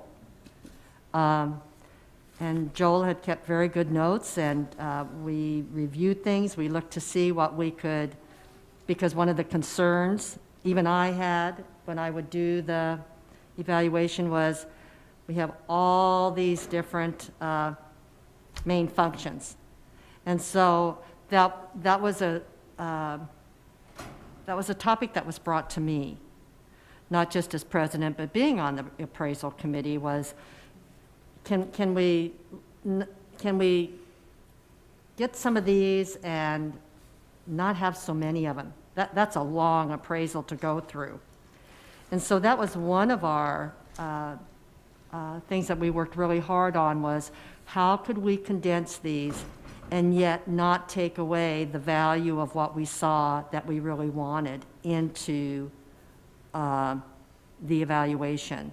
And, you know, as you look at the functions of this document here and how they're all aligned, what was put with what, so that there weren't any deletions, and yet there was repetition. There was repetition of some of the same questions in different function areas. And so those were taken out. Any of those kind of repetitions that were not really germane to those functions, we deleted. But the main pieces, and the three of us, while Pat Tim was still on the board, and Pat had a long history on the board with it all, and we felt really good about it. I guess as chair, we can always do better. But, you know, I would like to stick with the process of the timeline of ensuring that we can get things done in an appropriate time frame. Patsy, do you want to add anything? I just wanted to add that Joel has a timeline and is very precise about sticking to that timeline as a committee. We do this at this time, this at this time, this at this time, and his precision guides us, and that is part of the history of this committee, I believe. Joel, how long have you been doing this? Years, maybe 5 or 6, maybe with being the staff liaison to the committee. I lose track of when I started working with the committee. Yeah. Just as one example to bear out Maureen's point, their use in the original job description, it included essential functions of agency management, human resource management, financial planning and management, and those were collapsed into one, agency management. So you're still getting all of those oversight functions, but collapsed into one essential function of management. And so when you look at the commissioner's job description that he was hired under, it's pretty long, probably contains too many essential functions, and they should be more broad, capturing the major chunks of his job. So as Maureen said, the committee was responding to concerns about the number of appraisal categories, and you know, could those be refined to capture the essence of the original? So, so really, those major, there was more movement of those rather than, say, deleting HR management. You would find it under agency management. So that was what the committee was attempting to do.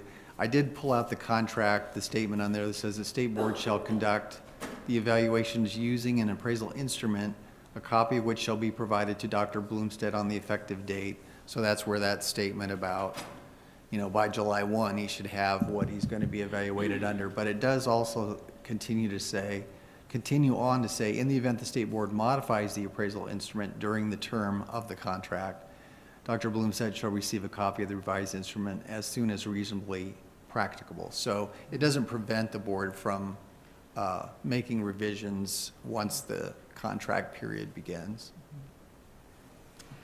One of the, whoops, go ahead. All right, sorry. Lisa, Maureen, and then Jacqueline.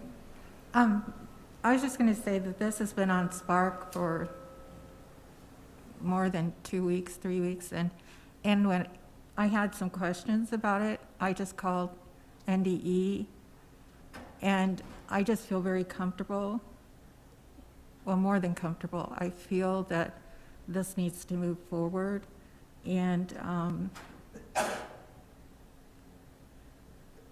if we've read it and there are specific things that, that we need to improve, maybe there's a way to suggest that now, since we've had a long time to look at it. Otherwise, let's move forward. Maureen? I'd like to add that, some of the concerns brought to me last year as board members were taking the evaluation, they were going, I've only been on the board for a short time, and I really can't, I don't know what to say in these one areas. We did not have the opportunity, if I'm correct, Joel, correct me if I'm wrong, to be able to just skip over and not answer something. That's another piece that we really worked on, is to say, if you don't want to answer this one area, or you're new and haven't really witnessed some of the things that they're asking in this one area, can I just skip over it? And that's one of the things that you've worked on with Qualtrics to ensure doing and whatnot. But everyone has the opportunity to put comments in, and those comments are aggregated, which is a really wonderful piece. I really like the fact that it's done electronically. I just think there's much more quality to it than it certainly was when I first started, which was just paper form. Jacqueline?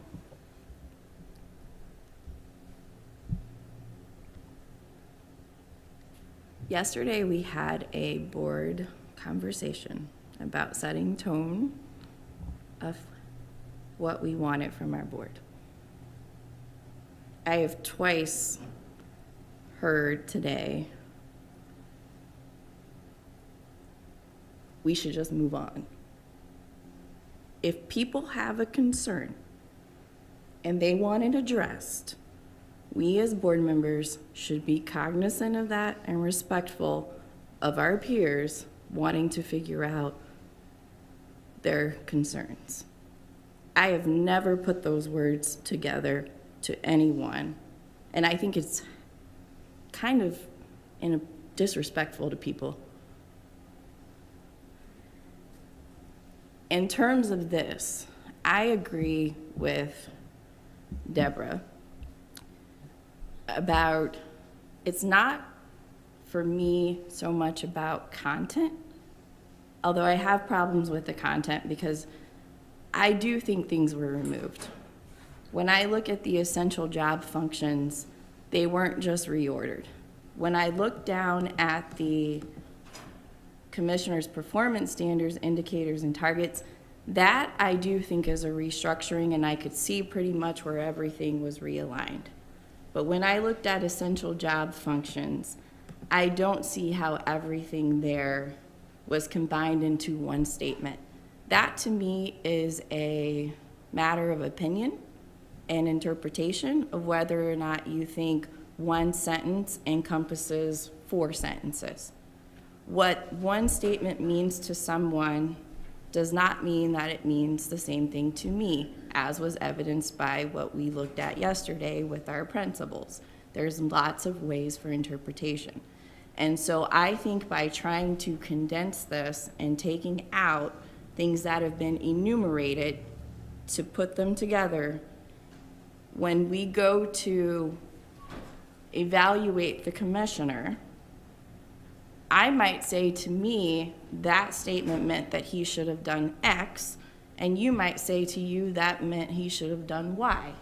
And now he doesn't know if he should have done X or Y to satisfy Patsy or Jacqueline.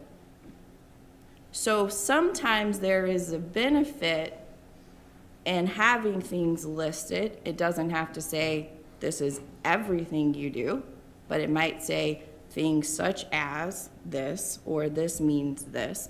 But if we haven't had a board conversation about what each of these will mean going forward, so that we are all on the same page about those things that have been condensed, then we don't know exactly what he is being evaluated on.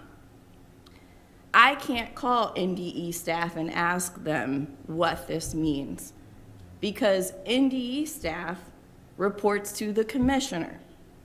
That is an inappropriate balance.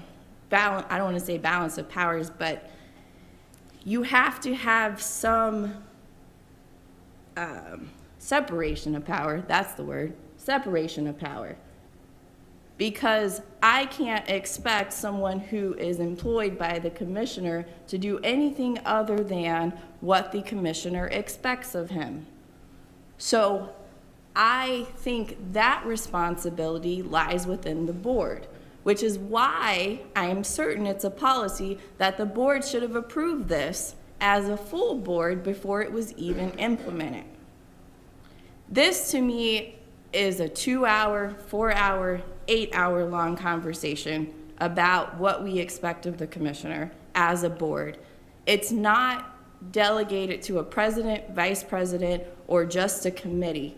It is all of our responsibilities to know what is in this document, what it means, and what our expectations are. Part of our duties are to hire, fire the commissioner. That's 30, if we go by what our consultant said yesterday, policy, hire, fire the commissioner, and I think she said approve budgets and finance, that's 33% of our job. So 33.3% of all of our time on the board should be spent with this document and that appraisal. We haven't done that. And so I'm uncomfortable voting on this because I don't need to know what NDE staff wanted or thought. I need to know what Maureen thought. I need to know what Patsy thought on combining all of these things and what each of them means. And then she needs to know my opinion about how I feel about that, and Deborah's opinion, and Kirk's opinion, so that we're all on the same page going forward. I can't just get on with this. No. That kills me inside every time someone on this board says something like that, either to me or anybody else. I think we need to spend more time with this document. If I had to vote today, we could even say, let's revert back to the way things were and spend the next year with this document and make sure that it's right. If that means hiring a consultant, if that means having a board retreat, if that means having an entire meeting just about this document. But to just pass it because we did something that we weren't supposed to, we gave him some directives without bringing it to the full board like our own policy said, so let's just sweep it under the rug because that's comfortable. No, we have to have some type of responsibility to what we're doing, and I personally can't vote for this. I think we should leave things the way they are and fix it over the next few months. And if we need to hire an outside person, maybe we need to do that. But in the and I'm getting long-winded, but you can't expect to say, I hear Maureen say, I was getting feedback that this was too long or that there were too many. Feedback from who? Were there board members, specific board members? Did Patsy say that? Did Robin say that? Was the commissioner concerned? Who? We should know these questions and say, and what was the particular thing that was problematic? What needs to be fixed? I haven't heard all of that. Yes, you will say to me, we had time to do this over the past 3 weeks. Well, in the past 3 weeks, we were in policy meetings, we were in ad hoc committee meetings. We were doing work. 3 weeks is not nearly enough time when this is such a big part of our job. So that is also not fair when we're all doing work.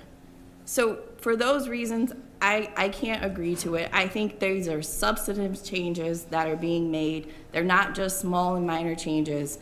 If you could see, I mean, we can all see the number of outlines of things that are being taken out. They are not being put back in. And it's too much for us to debate at this moment. And I think we need more time with it. Thank you, Jacqueline. Lisa? Jacqueline, I meant no disrespect when I said what I said. I said now's the time to, since we've had this, the time to point out what might need to be changed and then move on. The discussion now, if there was something there. I didn't say I called NDE staff, I said NDE. I didn't want to mention the commissioner's name because he's the one that I called to ask questions about this indirectly, nothing specific, but just to talk to him about past experience or whatever. So I just don't know what to think, other than when I read it, it seemed to be in order, well organized, addressed some of the things that we had problems with in the past, and I know that there were board members that gave input to Maureen's appraisal committee. So I never want to ever disrespect anyone, and I would never do it intentionally. That's not in my character. Deborah? Thank you, Lisa. Deborah? I appreciate this discussion, and again, I know and have confidence in the integrity of the people involved, but it is definitely not a best practice for the commissioner, his HR person, and one board member to rewrite the evaluation. And even though we've had a chance to review it, and we all have, I too believe there were substantial changes. And we have not had any external input into this process for many, many years. While we might have had a consultant 6 years ago, I do think that it is time that we had an external person come in and provide guidance and help us with this step, because it is the most important. Now, the next thing I'm going to say, I hate to even bring this up, but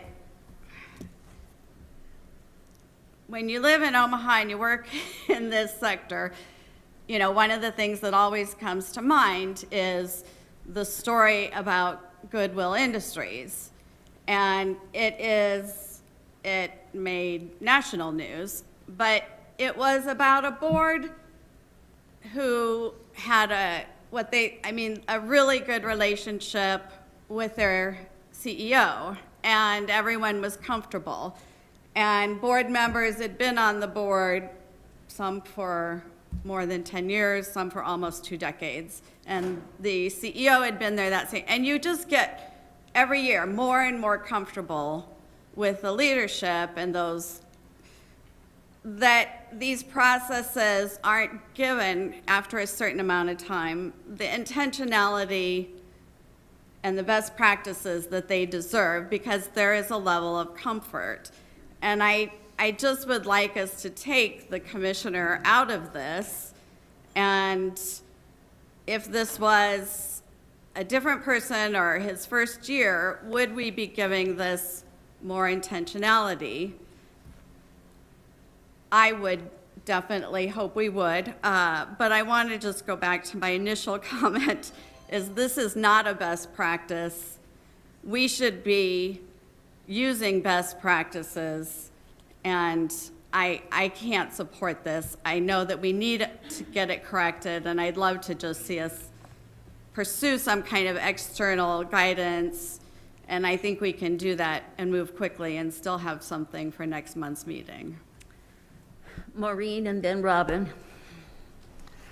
Yeah, just a couple of clarifications.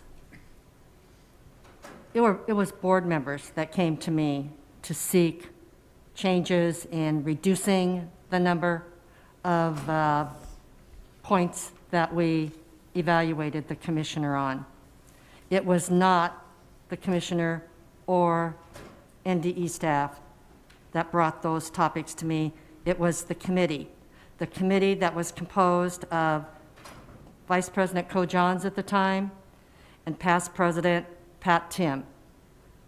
The three of us worked on those and just put several hours into Zoom working on this. So I just wanted to make sure I clarified what the work was done.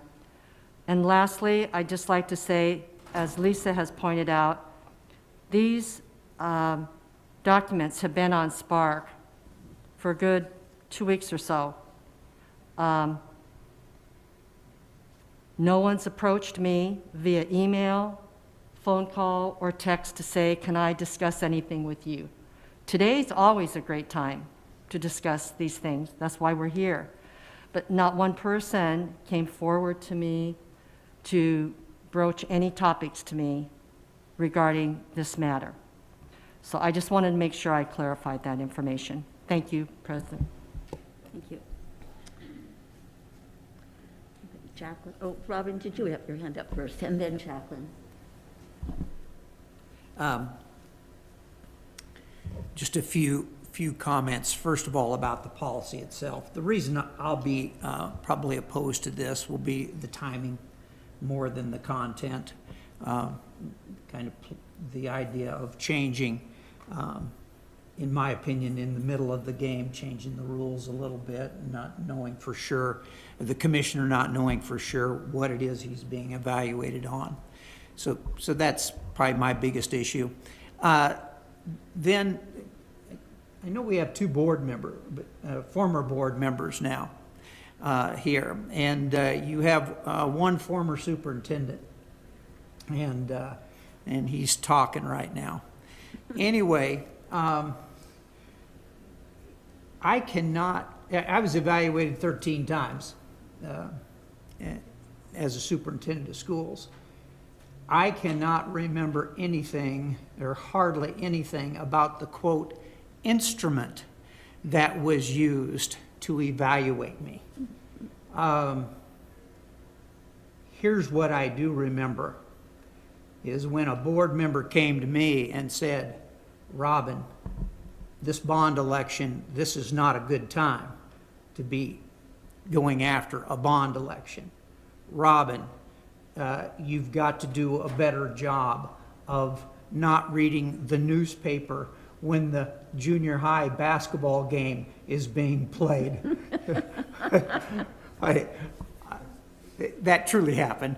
But that, what I'm telling you, that's really somewhat insignificant, but those are the things that I remember. And Jacqueline made comment on a couple of times, it's on us. It's going to be, no matter what we come up with an instrument, it's on us as to, am I going to be able to express to the commissioner that I was not very happy about the way things have went with the health standards. That's what I'm going to have to emphasize as a board member. I am not nearly as concerned about the instrument. It's about my ability to communicate what I believe the commissioner can do to do his job better. So those are personal comments. And one final thing. We had a great day yesterday with our people and getting to know each other. And the word respect and that sort of thing, I think, is crucial, that we show respect for one another. But by the same token, let us not be too thin-skinned. Let us not be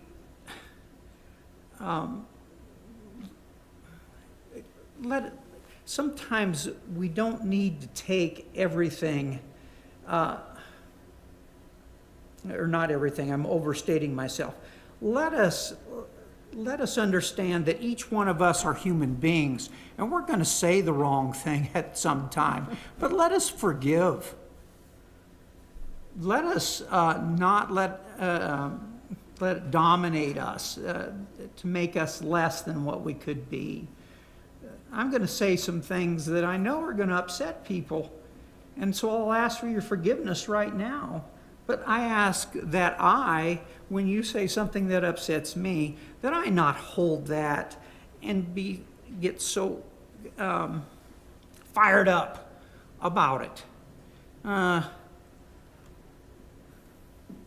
I've spoken enough. Thank you. I forgive you, Robin. Okay.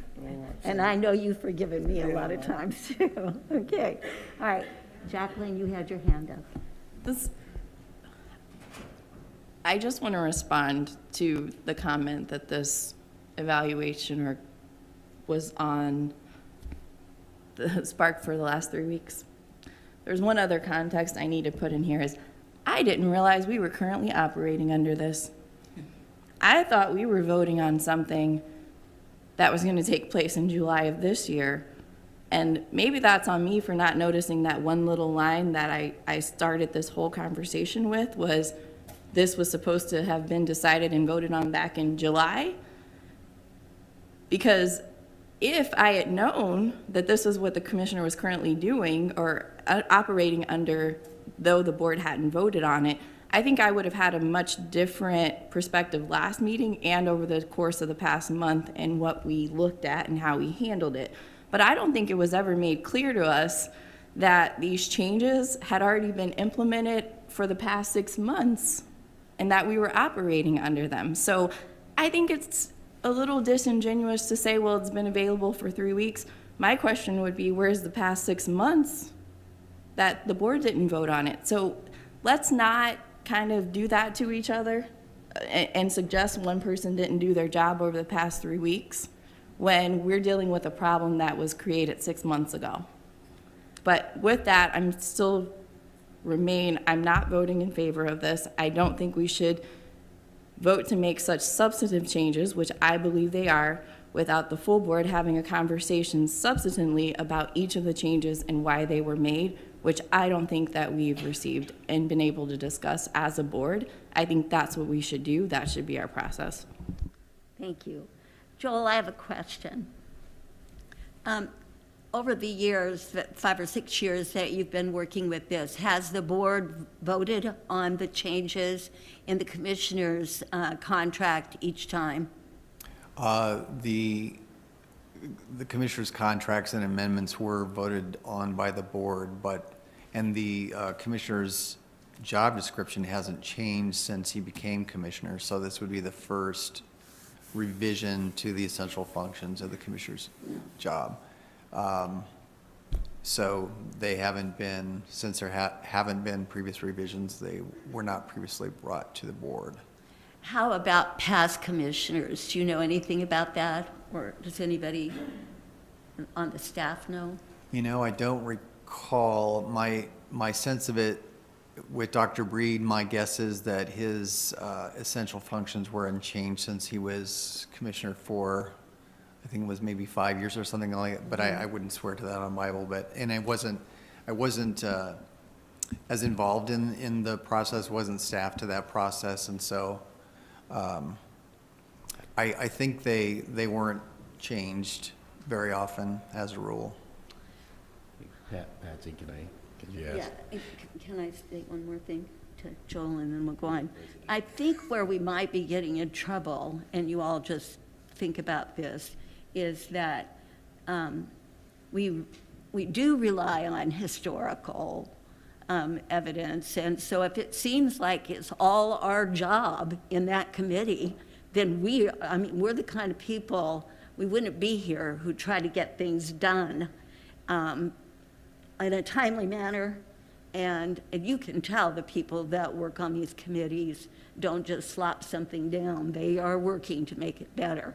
So it's a good reminder to us, Jacqueline, that we probably, you know, how we've talked on and off about need more process, and the process needs to be documented and all of that. And I'm seeing this in several areas of what we're doing. And I just thought I should say that. Sorry, Commissioner. Yeah, and maybe I'll make this brief levity. I'm not really trying to ask for an extra dumpling right now. And that was a bit of a conversation yesterday. But what I want to make clear, so Joel's involvement in the last 5 or 6 years, and I don't remember when that started with deep board conversation about how to do this. And I think Deborah's point about the way that process had worked for commissioners in the past that I was not comfortable with was essentially it sat in a envelope in the drawer of the commissioner's office. And I said, that makes no sense to me. I want to put it in our HR shop, right? This feels like it should work there. And then I want our HR staff to staff the committee work. Most of these conversations I was not part of between that committee and Joel, right? And I'm not saying that shouldn't be changed or you can change it in any other way. But my primary point is I want you to evaluate me, right? And I want it to be, and I appreciate Jacqueline saying, hey, look, we're in the middle of this. I can go back to what I had before and we can work on something for the future. I'm just telling you, I offer you that as a board. I don't want you stuck necessarily that you can't figure out. I want your feedback on what I do, right, and what my job is. I want that clarity. Jacqueline, thank you. I want that clarity about that you know what my job is and I know what my job is, and when I'm reading the newspaper during the junior high basketball game, because I don't have to worry about that. My point is I want this done right and well. I think we can do it right and well at some point with the right conversations. I do kind of need something now, and I'm actually okay, and Joel probably he's going, oh darn, you know, but I'm okay if it reverts back to what we had before and we start a process that gets you comfortable with what that looks like going forward. I'm okay if we use a third party to be part of that process. However the board wants to do it, we need agreement about what my job is and what your job is in evaluating me. So I don't think it has to be contentious at all. We will make it work whichever way you go with this. I appreciate the committee's hard work on this. I appreciate Joel's hard work on it. That's kind of where we started. I mean, the mistake, I guess, if there was one, in the midst of everything else we probably had going on, was I was under the assumption that the board voted for it at the time that they voted for my contract. And that was a mistake, right? And a mistake that we kind of noted last time and walked back through that history. We weren't where we needed to be. This was an attempt to say this is what we were going to do. I'm fine if we put on hold the types of changes. So I'll put that out there. I will agree to, we kind of settle in on what the job descriptions and those things were. Because actually, honestly, for me, it was just reorganize some of those same things. I didn't see the big change. I understand why folks look at this and go, oh, it's a lot of changes, because it's my interpretation of it wasn't that it was a lot of changes. I can go back to the other. We can use that kind of document. Our staff has some work to do as a result of that. But if that helps you, and again, I'm not asking for another dumpling necessarily, but I'm okay whichever way you want to go with this. We did just dramatically change policy as it relates to the committees and who's going to be responsible for this going forward, which I think will actually help on this particular process. I think an executive committee that actually sees a bigger picture and not just one piece of the puzzle makes a lot of sense. And then we could do some of the things I think that Deborah talked about. I think we can do that better. So I appreciate your discussion. I kind of want you to be able to get out of this discussion. Don't worry about whether you're all in agreement in a sense of, or whether I'm in agreement with you. I'm in agreement with whatever you want out of that process. I actually think we want the same thing. But how do we get from this point to the next point? If you vote this up, I work on it in this fashion. Doesn't mean we give up the rest. If you vote this down, I work on it in the old fashion and we get it done that way. And I think that's the fairest approach to the conversation. So I'll quit asking for more dumplings. So. Okay. All right. I think this is a really good time to call the roll, right? Oh, do you have one more thing to say? No. Okay. All right. All right. Andrea? Penner, No. Nichols, Yes. Fricky, Neary, No. Goebbels, No. Morrison, Stevens, No. Kojons, No. 1 yes, 7 no. Okay, the motion failed. What time is it, Commissioner? 11:30. Okay. Lunch is here? Lunch is at noon. At so if noon. If we're able to keep going, I would. Okay, let's keep going. And if you, we'll plow on through. If you need to leave for any reason, get up and go, you're all able to take care of that, I'm sure. Okay, agenda 6.3, is that where we are? Am I telling the Commissioner in contract with the Nebraska? Yeah, we are. Okay, we got it. Okay, what was that? Okay, item 6.3. Maureen, will you speak to this? Is that where we are? Yes, the Budget and Finance Committee. Yes, Budget and Yeah. Finance, yes.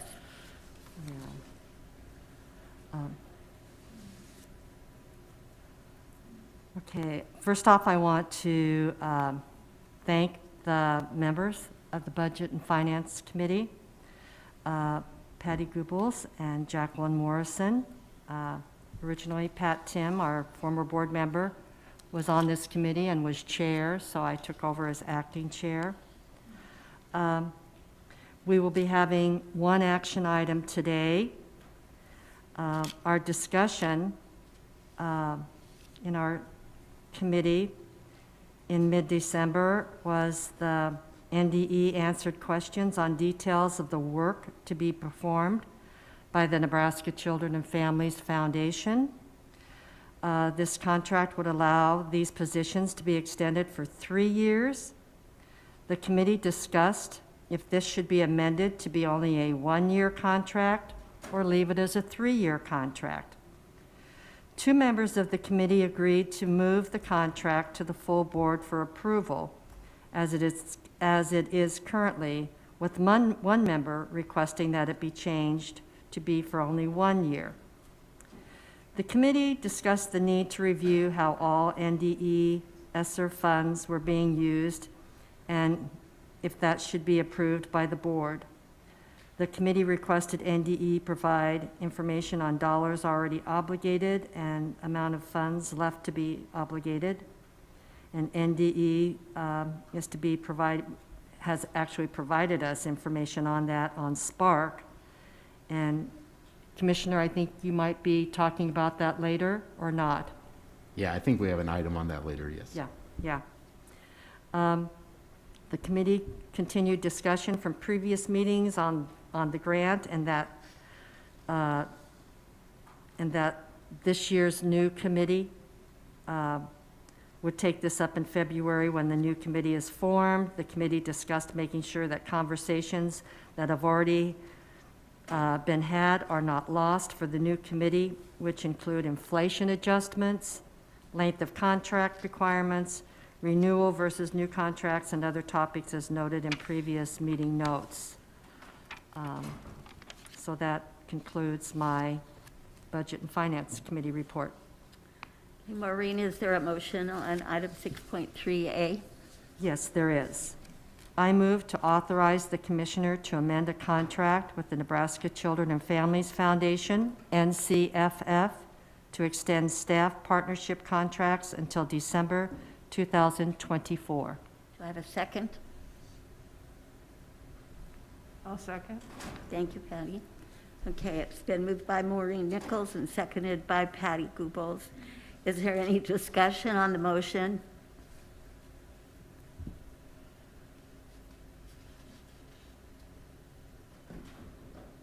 Okay, Andrea, will you please call the roll? Nichols, Yes. Stevens, Yes. Kojons, Yes. Neary, Yes. Goebbels, Yes. Morrison, Fricke, Yes. Penner, No. 7 yes, 1 no. The motion passed. Agenda item 7, additional business. 7.1. Okay. Oh, we've done that. We already went into executive session. Patsy, we'll go back to that. All right. 7.2, review in-state travel authorization. Are there any questions on the state travel authorization? These are more for information than anything, so look at them. Is that right? Sorry, I wasn't quite attending. Pardon me? What was your? I was saying there were information items. Yes, right. Yeah, okay. I'm asking you if, as you read them, are there any questions on the in-state travel authorization reports? Okay. 7.3, are there any questions on the monthly board traveling expense reports? Okay, no takers on that. Okay. Next, we have a report from the Ad hoc Committee on Content Area Standards Process. Chair Jacqueline Morrison, please provide a report from the Ad hoc Committee on Context Area Standards Process. President Go-Johns? Do you think this would be a good time to break for lunch? And then we can take this up at the beginning as soon as we come back? We just discussed it, and we're going to try to plow it through, but lunch is here, so we're fine. That's a great idea. Okay. We won't be interrupted then, right? Yeah. As you present. Okay, so the board will take a break, a 45-minute break for lunch. Okay. I can't hear you, Patsy. Sorry, the board will take a break for a 45-minute lunch, and then we'll return to start with Jacqueline Morrison's report on the ad hoc committee. Okay. So we were not officially asked to report back until February. And so, but I know that there's been some discussions that have overlapped with things that we've been doing. So I think I'll just give people some context and some information generally about what our committee has done. So we've met approximately 6 times since November, which I think is impressive. At our first meeting, we compiled the thoughts of all the board members from the October board meeting that we had and kind of went over the responses that we got from both of the committees.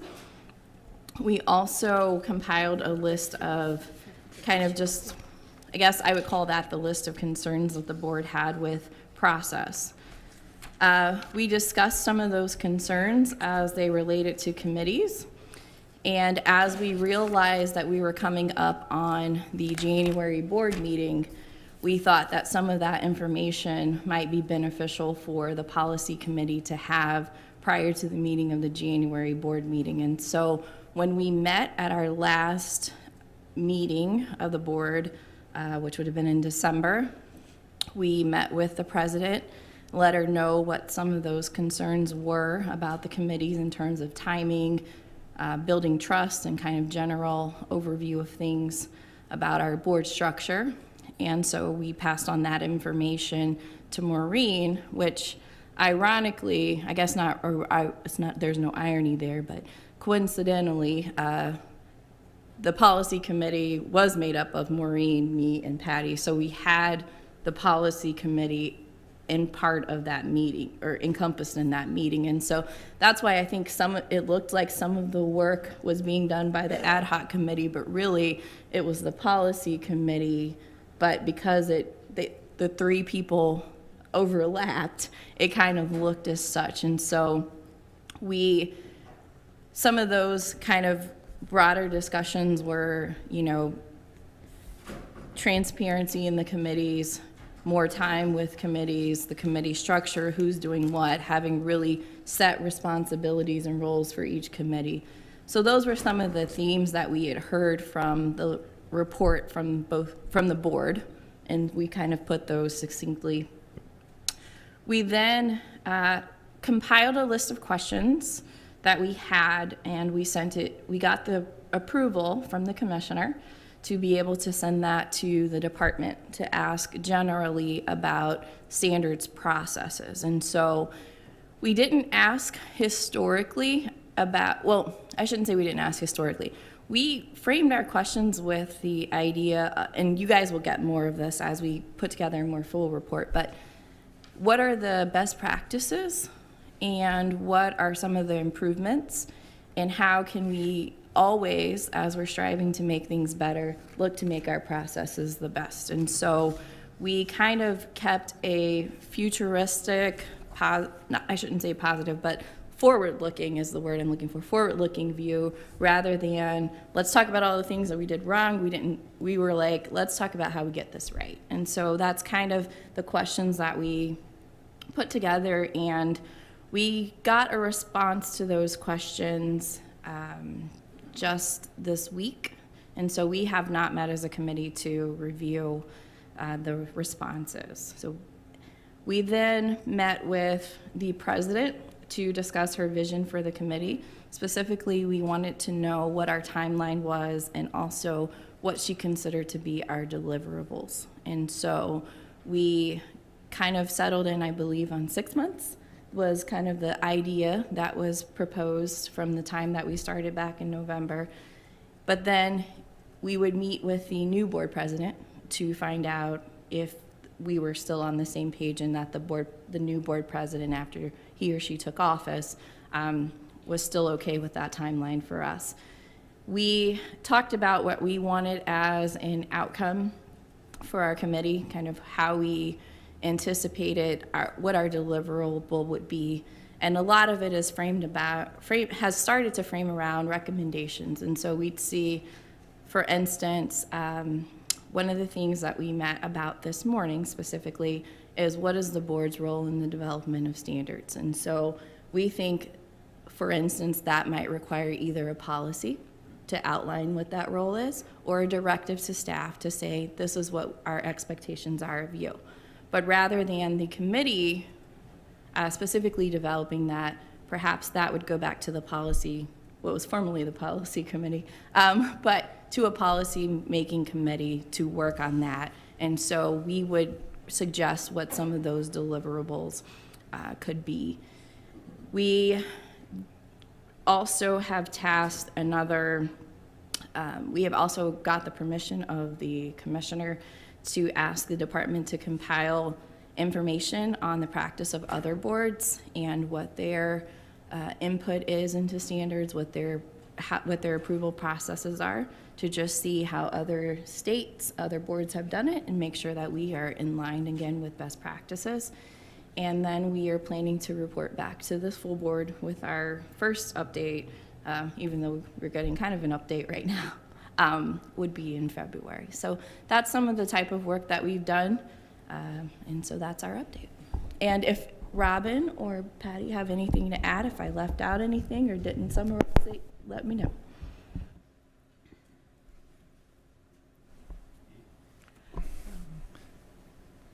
Which one? Go ahead, Patty. Go ahead.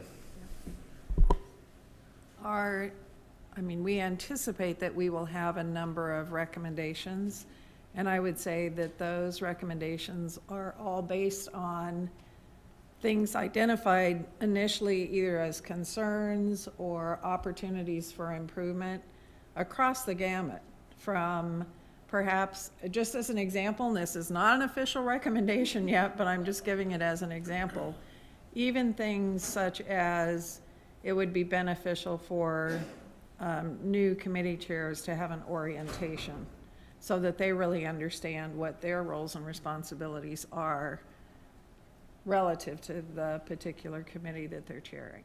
So some things that may initially seem tangential to standards development process, but as we started talking as an ad hoc committee, it became clear that there are so many interconnections of things that we felt like we did not want to leave anything of importance out. Thank you, Patty. You have nothing? No, other than, just, Okay. Thank you. Whoops, They- we got, yep. Go ahead. just the only thing that I would say is, working with Patty, and Jacqueline has made me look at things much more deeply. And sometimes I'm kind of a on the surface type of guy. So I appreciate that. And I think that we make a pretty good group. And I think we're going to really come up with some good recommendations for you folks in February. Thank you very much for the report and having, whoops, I still forgetting you. Okay, Yes, there that's you go. okay. So this is an ad hoc committee on all policy, is that correct? Or is this just specifically about a certain policy? I wouldn't say it's an ad hoc committee about policy. I think I would say it's I wouldn't say all policy, okay? I would say it's an ad hoc committee about standards processes. And so I think that when I think of policy, I think about the board policies that we have. And I think that several policies are impacted. But we are not looking at all policies. We are just looking at our development of standards as a department and our role as a board. But we're looking at the standards process, not just health standards. So we actually, and I don't want to get ahead of your questions, but we actually have not looked at the health standards document at all in our committee meetings.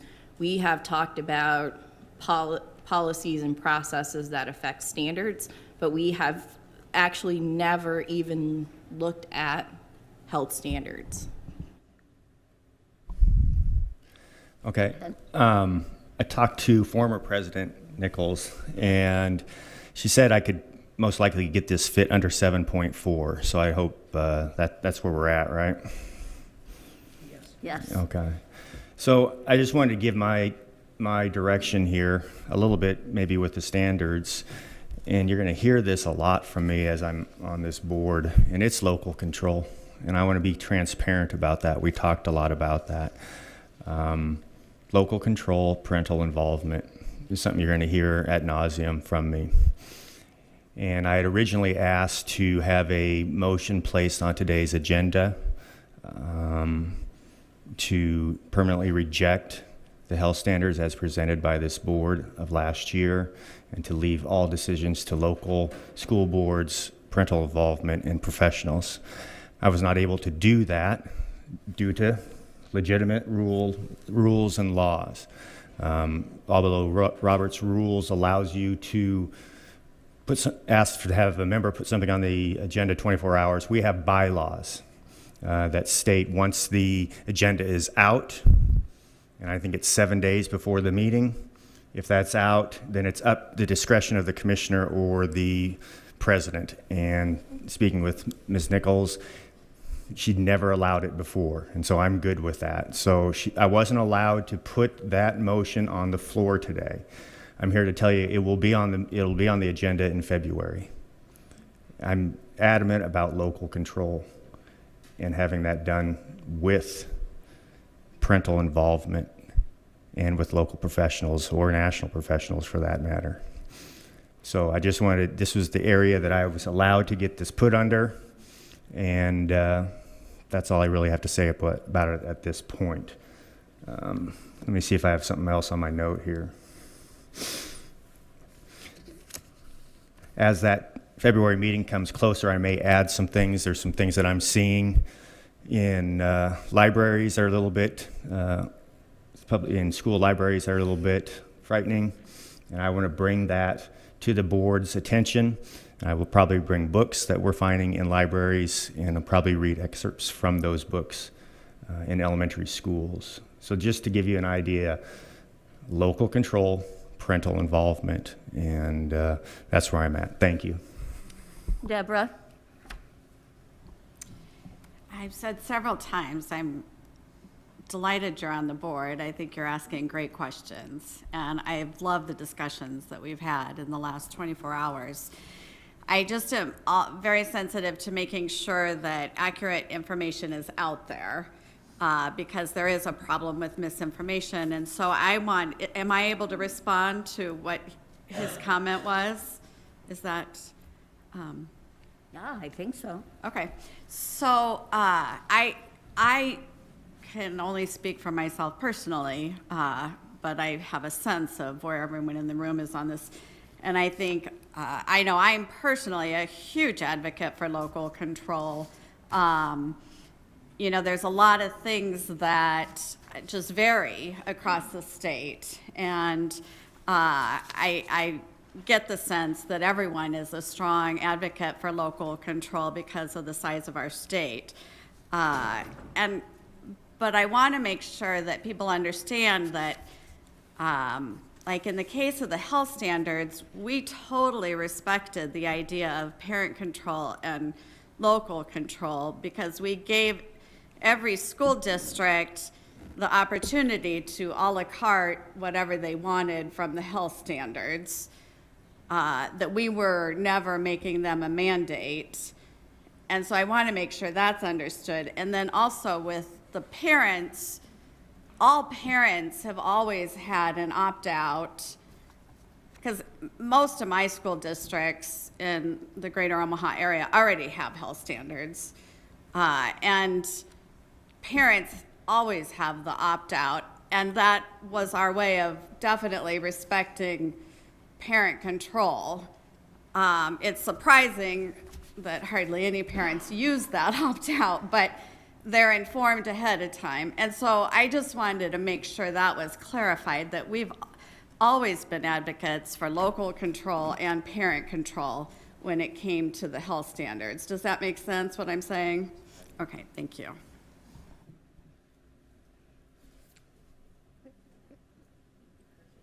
Oh, you're raising your hand. I thought you were pointing. No. Yeah, I'm like, Okay, that's okay. Just a reference, anytime the State Board of Education or any government entity says it's an option, it always becomes mandatory. The government does not get involved and then pull themselves out of anything. Anything. Once the government's in the door, they're in. And it is not the case with that. And so there was no reason, if we want to get into it a little bit, there's no reason that those standards need to come down from the State Board of Education, period.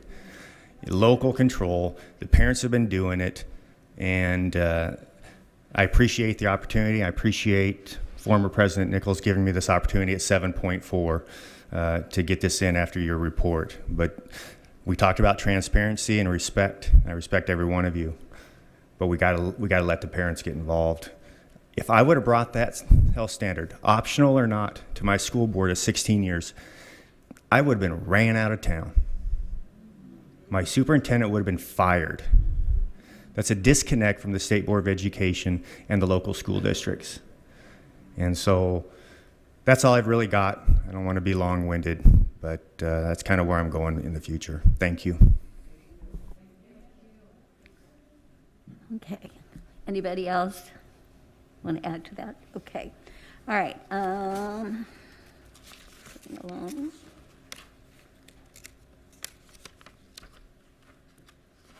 And I forgot to say thank you to you, Kirk, for being transparent and telling us exactly what you think. Okay. Okay, 7.5. Commissioner, do you have a report on this, I believe?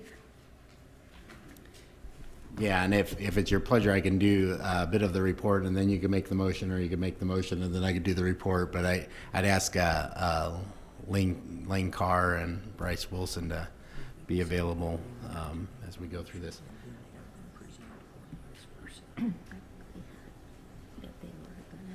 Present, and then we'll make the motion so that they Patsy. have the information. Jacqueline, is it? Patsy, can I ask a question? Who's saying this? Patsy. Oh, Jacqueline. Commissioner, is this being presented to the board as an action item? Yes, for the plan of use of remaining funds. So, can I don't think we've made a motion, so I don't know if I'm proper in asking questions right now, or if a motion needs to be made before we can have a discussion. Can I when I heard Maureen's report of the Budget and Finance Committee earlier today, I think it sort of alluded to this topic, but I'm not exactly sure. I guess my concern at the last meeting is that I still felt like this was a finance proposal that first needed to originate in the Budget and Finance Committee and then be referred to the full board. And I do believe that going through this is important, but I still fundamentally believe when we're talking about accepting how you're going to propose to spend funds and money, that's a function of the Budget and Finance Committee. And if it's not a function of the Budget and Finance Committee, then what is the Budget and Finance Committee doing? So I still am concerned that this didn't go through that process. And I'll just say this. I mean, I think we can go through the presentation if there's not a motion to do this. What I'm looking at, because we didn't have the regular kind of finance committee set up and we were going through the other things, our kind of normal routine is try to present what we might have done in a committee normally for you. One thing as we go through this proposal, there's probably something that needs to be done by March, but we have a whole month yet, right? So I'm not insistent that we have to take an action on this per se, but I did want a reason to be able to bring it forward, and this seemed the best appropriate way to do that, since we didn't have that conversation in Budget and Finance in depth. So kind of using the whole of the board for a bit of a committee conversation, if that makes sense. So, and then you can pass it back to the Budget Finance Committee if that's your desire. Commissioner Robin has a question too. I'm just wanting clarification, Jacqueline, and thank you, Madam Chair. So your issue isn't about how it's being spent. Your issue is about it should have come from the Budget and Finance area. Because last meeting, I think you made mention that I felt your concern was how that money is being spent, much more so than the process of going through the Budget and Finance Committee. That was my interpretation of last month's discussion about this. And I guess what I'm seeing here is a lot of the information that not only you, but myself and others were requesting. So I just want to make sure that I'm understanding where you're coming from. Is it because it's not come from the Budget and Finance, or is you're still not totally convinced about the way it's being spent, or a combination thereof, or whatever? Okay.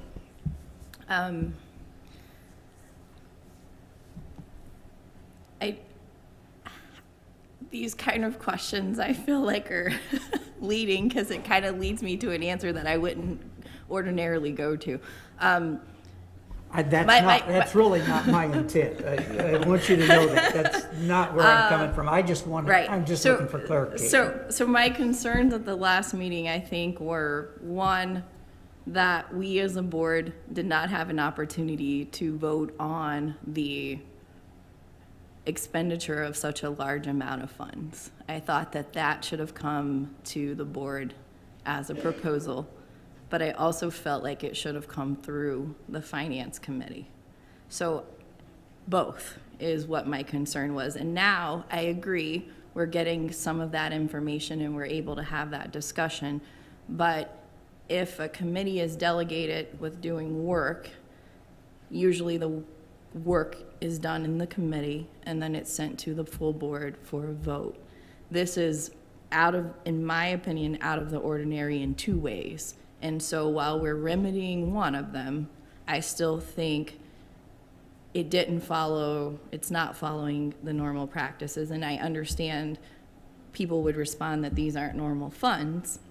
But if we're going to have a committee that's duties are to look at the budgets and finances and expenditures of the department, it seems to me that should be the area. And I would say the same thing if someone brought accreditation standards or accreditation printables or guides straight to the board without sending them through a committee first. I would say, I think that's improper. So I don't think this is any different. All right, Commissioner. Thank you, Jacqueline. So maybe I'd like to just kind of clarify. I believe it's fine if there's not a motion. So if you just treat this as a discussion item rather than an action item, which I think is appropriate, because really the intention is to give you some of that background that you were requesting. It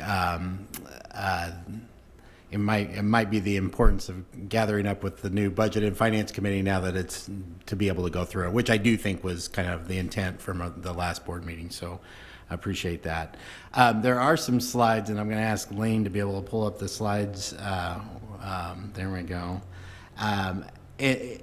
Maybe back to I don't want to dwell on anything you don't want to dwell on, but I do want to dwell on things you do want to dwell on, and if that makes sense. But I'll start this way, that we shared back in November kind of the academic impact, right? Our real concerns around COVID, how these funds are really, we're desiring that they be used to impact the overall. And I want to give you kind of that kind of context to start with, right? Again, this is the importance of that plan. And I wanted to back up a little bit because we built on kind of the history of that plan. But you can see, in fact, this is pretty much what I presented to you back in November. And the reason I just put that there is that's the context of where and what we need to address in the midst of the pandemic. And there may be other things as well, but this was that data, I think, that Deborah had mentioned before.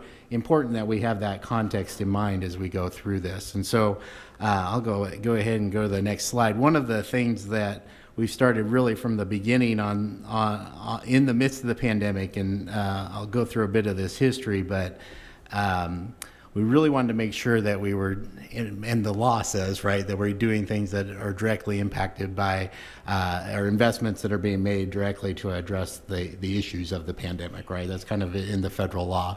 We've really tried to identify the key investments in the system, the types of efficiencies and improvements. I know we've discussed before, we're really worried about teacher shortage in the midst of this, right? We're worried about how that system continues to function. So we're thoughtful about those investments, and that we have used some data, a lot of different outreach to schools and school superintendents and school leaders, but also generally with some survey data. And so we've tried to use that information in the midst of the pandemic. One of the things that just kind of resonates with me when the pandemic first started. And I can remember we started weekly conversations with superintendents and school leaders across the state, and just said, what are we needing to do? We didn't know that we would have federal funds at the beginning of those processes, but we were asking schools, how are we going to get through this? How are we going to address the types of challenges that we have? And we really laid out what's now within Launch Nebraska, our approach in Nebraska to how we were going to address the midst of the pandemic. We knew that there were going to be challenges for students and families and teachers and schools. A lot of it was around, at the beginning, just how do you open safely, right? And we knew right away at the end of April of 2020, we knew that we wanted to be open in schools as much as possible. We didn't even know what that could look like. And so starting down that path, it was really important. The very first round of ESSERs, I think, was called CARES. I've lost track of every name along the way. But those CARES Act funds came in, and we started looking at what's the most important thing, how we use those resources. There was digital resources that we looked at. There was the importance of schools opening safely. All of those different dynamics were in play. And so that began that context. But again, constant back and forth all throughout 2020 with our schools about what they needed, where they were going to go. And it wasn't until I think in December of 2020 where the next round of ESSER funds are there. And I'm going to kind of start with the ESSER funds with that context in mind. Go ahead and go to the next slide if you got it there. Yeah, so on the ESSER review, the board overall had this kind of need to be able to respond, and I had a need to be able to respond. And our conversations with the board at that time were, we're in the midst of pandemic. We don't know what this is going to look like. And the board said, Commissioner, go make these things happen, right? I mean, it wasn't because we knew exactly what was going to have to happen or how we were going to deal with that. But we did know those first rounds of federal funds were coming in. Our schools were asking us a ton of questions, and I kind of sometimes jokingly use the types of questions, range from the very concerning to the not as big a deal, right? Like one question I got is, well, do we have to run fire drills while we're not having kids in schools, right? I mean, and it was a confusing and difficult time, and we were in constant conversations, but we had a set of schools that were very interested in a number of different questions that they had about rules and regs and what that meant for us going into the pandemic. And so we answered a whole bunch of questions with a declaratory order, and there's a rule that allows the board to make a declaratory order about how they would act if some future question arose around the rules. And so we did that, and that guided a lot of what we provided. Back to the Launch Nebraska side, the freedom and flexibilities that we provided to schools, what we ended up calling commissioner guidance, on things around accreditation and the expectations in schools and the flexibilities that we thought they needed. And so we did that, but we also aligned resources at that time to make sure those things were being addressed as well. So when you look at those various updates, right, this kind of built the record of how we got here, right? There was a lot of discussion with the board in those timeframes. And then admittedly, in this year, we've had a few extra things, including the ESSER funds came along. I know Bryce and I went over to the Education Committee at one point, and we're talking about the I guess that would be ESSER 2, the second round of funding that came available. And on that very same day, the third round of funding became available. And we had some conversations in February, I think, of 2021 with the board around what was going to happen and how we're going to go there. We provided some different updates in a lot of different settings, some to the Education Committee, some to you, some to the schools in our kind of weekly, or maybe by then we were biweekly or monthly even phone calls. But the opportunity was to be able to provide those particular updates. And so in March and May and July and October, we had some of those updates for your sake. So next slide.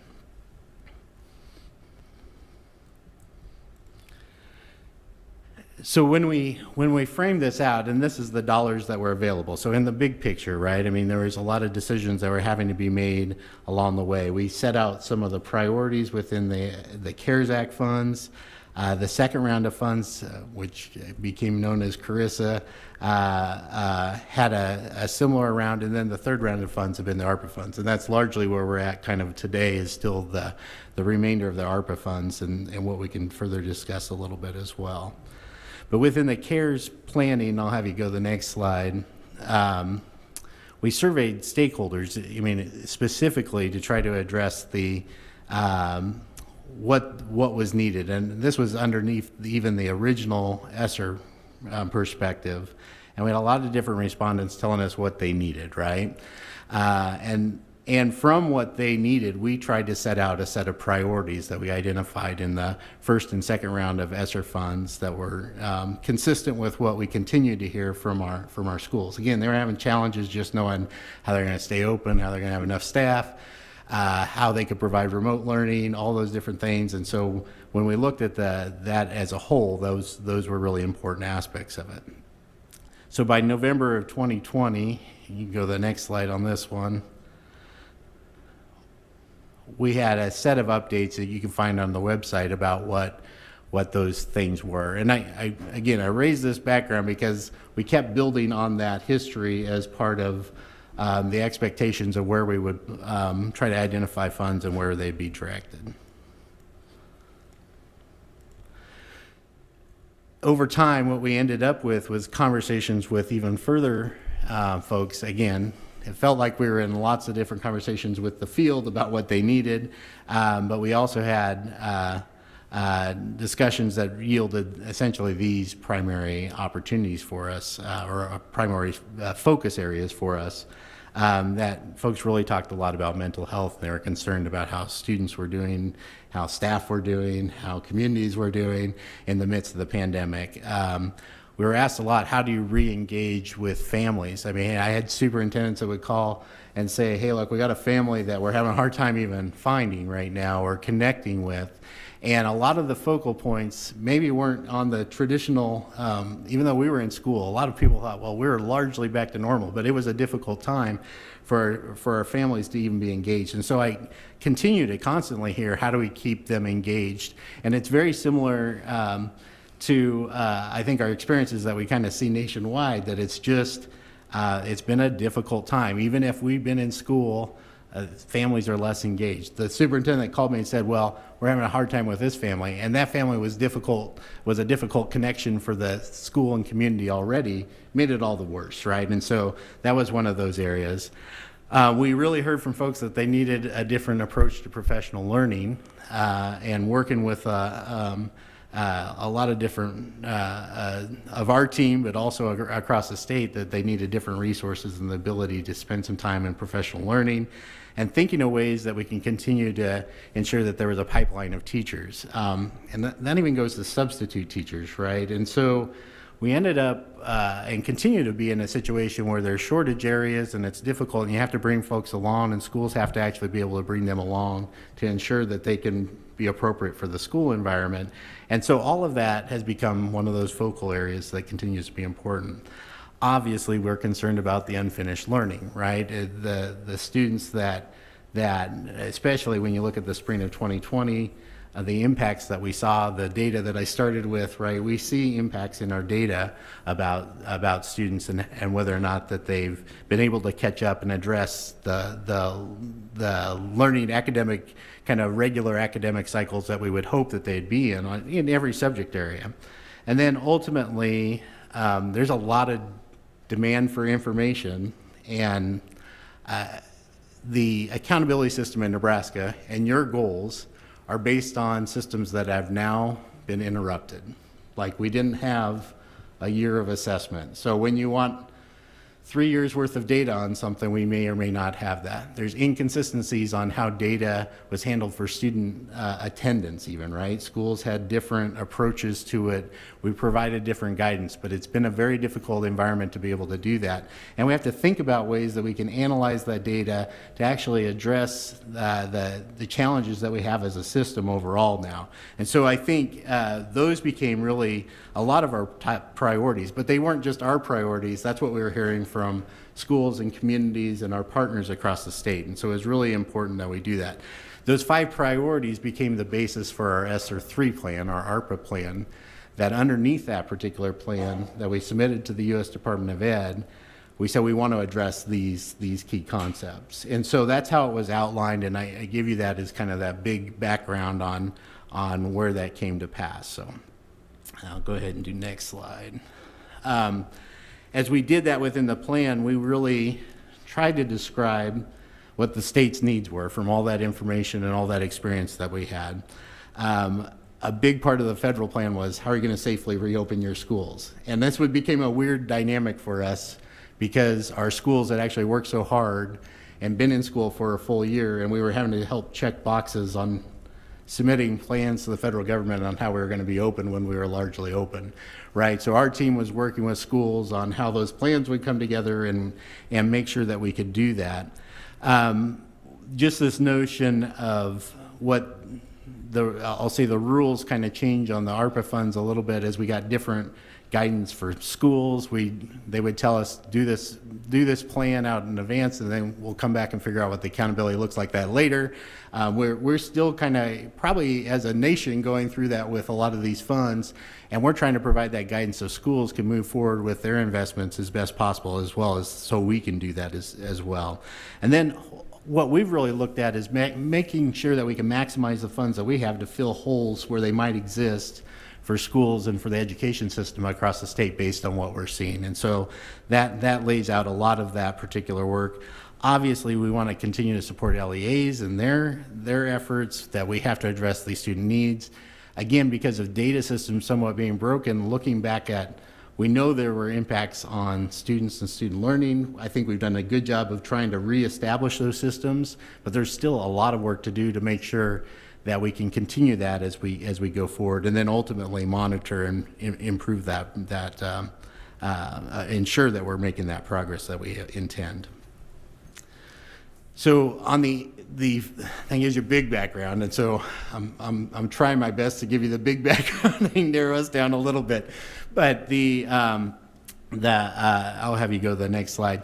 So out of the NDE set-aside that we get, and the set-aside is up to 10% of the federal funds that came through each of these programs, but lastly, in the ARP funds, that we have $53 million that can be used in particular ways.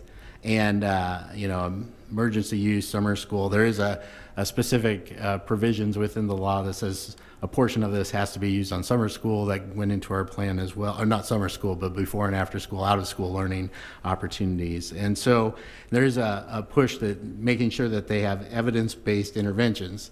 The definition of evidence-based interventions is maybe a little bit loose in the federal terms, but hopefully there's some expectation that if you spend X program time on reading the literacy, it's going to have X impact, and that's what our schools are also making sure that they're able to do.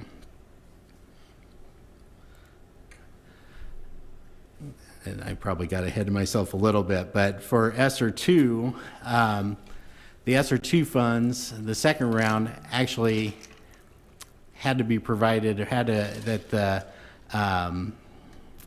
that we had 1 year basically to say that all these funds were committed to different programs or resources. We have the same kind of expectation for ESSER 3, and for underneath ESSER 3, those requirements are by March of 2022. So as we've been doing this, there is that kind of looming deadline. Doesn't mean they have to be spent. That's not what I mean, just that they're essentially committed. And I think the federal side, and later maybe Bryce can answer this, or if he knows, there's a little bit of what their definition of that. And why I say it's important that we adopt a plan is because I think that actually accomplishes that end. And so that's why I think that's important. Let me go to the next one. I probably hit a little bit of this, but we've used a lot of different data resources to kind of pull this together as a team. And we've had a lot of different conversations. Lane and I think we've had a stand-up meeting every week. And I guess what we mean by that is a quick meeting to double check on how this is going across all of our different teams across the agency. But looking at the response from schools, what schools need, getting that feedback, getting the questions about where schools need help or guidance or direction, looking at the national trends, are we kind of in alignment with that, or are we seeing something different in Nebraska? Looking specifically at our data, our student-centered assessment system that we were able to gather and say, we see these particular trends and issues, looking at our MAP data. And so underneath Nebraska's assessment system, we have our measures of academic progress. That is not our true assessment system, but it's what schools are able to use and we're able to use throughout the pandemic. And then really have assembled that into this, kind of understanding that impact data. And I think last time I presented around that, it's not every impact, right? I don't know that I have data that can do that. So I'm talking mostly around the academic, maybe the attendance issues, those types of things. And the importance of just looking at all of that. Not saying we have a perfect picture, because our data has been interrupted in different ways, but we have a pretty good sense by kind of triangulating those different data sources. One of the examples where we tried to look at our schools that were previously maybe areas of concerns for academic achievement gaps, for the types of poverty and other programs that were already within our data, and we tried to make sure that we could target resources to places that maybe already demonstrated a need pre-pandemic on certain academic issues. And so certainly did this looking at how our existing targeted support and improvement schools, our comprehensive support and improvement, and I'm throwing out terms, but those are identified within our federal programs around poverty. And so it gave us a good chance to say, hey, look, if they're having impacts before, we can kind of target resources along those lines as well. There is a website with our kind of overall investments, and I think, what I want to be able to do then, I think with the committee coming back, we have gone through the list of expenditures. The board has approved them as they've come through contract by contract. And I think, and appropriately so, you're asking, what's the big picture for all those things coming together? And that's what I would love to have conversation on with the committee, as you discussed, or with the full board. But the importance of looking back through this, we're trying to make sure that it's transparent on the website, and so that's a demonstration of that as well. And then lastly, we won't take up the proposal, at least I don't think we will, but I'm glad to take this proposal back to the committee and talk through that in a kind of some greater depth with them and bring you back a recommendation in February. Like I said, I do think we're at this point where getting some of that approved by our March deadline is really important, and we can talk and dialogue a little bit about that as well. So, you know, thanks for, it's been a little bit of a long day, so and Jacqueline loves my PowerPoints, I already know that, so she tells me all the time.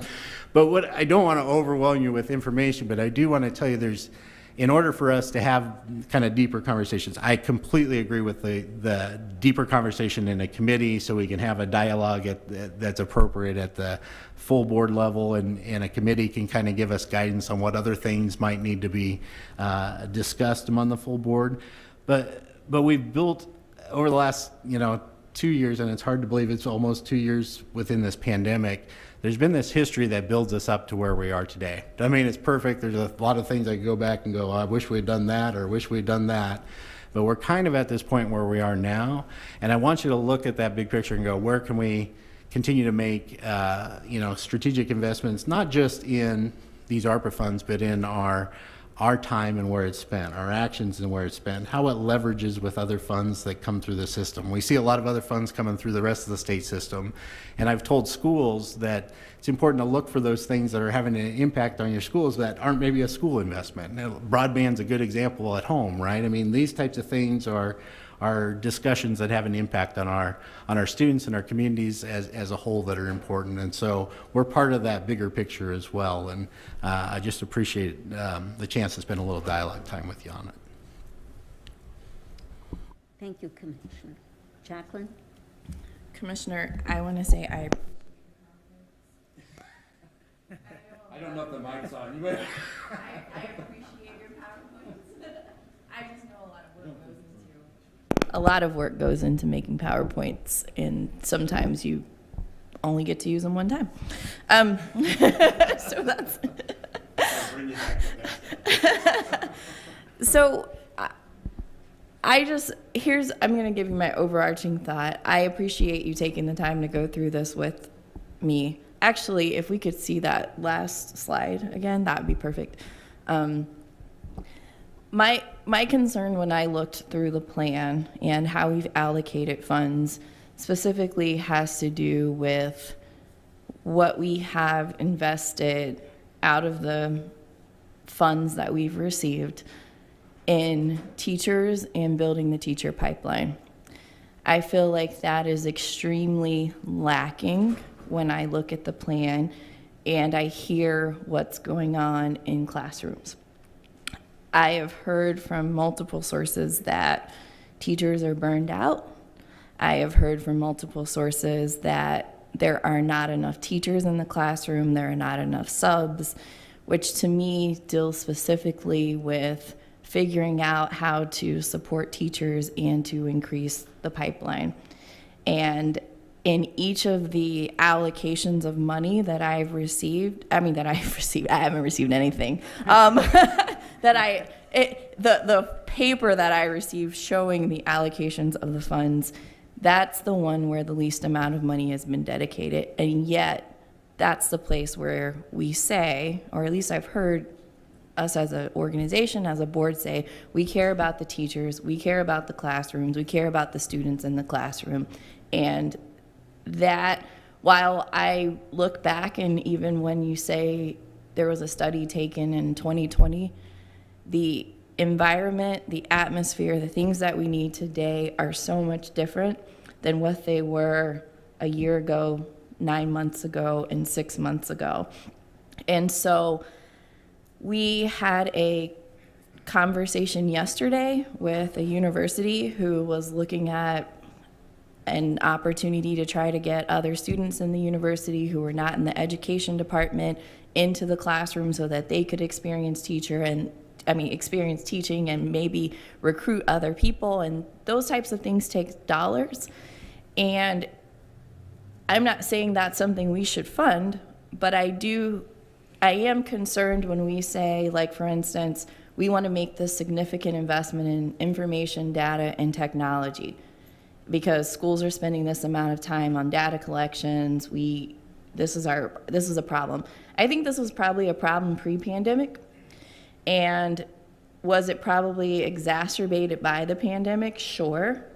But when we talk about direct responses and what we see as urgent needs across the state, I personally can't support us saying that data technology is more important than figuring out how to solve our teacher pipeline issues and support teachers in the classroom. And it, to me, seems like this plan has been lacking in that component specifically. And I'd hope that I'd either be told why or what the thought process was, or was there intentional thought into it. Oh, and then one more thing about this, since I'm not going to keep talking. I noticed going down the list that we had allocated money to the Latino Commission to support Latino children. We also allocated to the Native American Commission to support Native American Commission. And as of the past year, we also have an African American Commission in the state. There was no money put toward there. I know that they are still hiring an executive director, so they're just getting off the ground.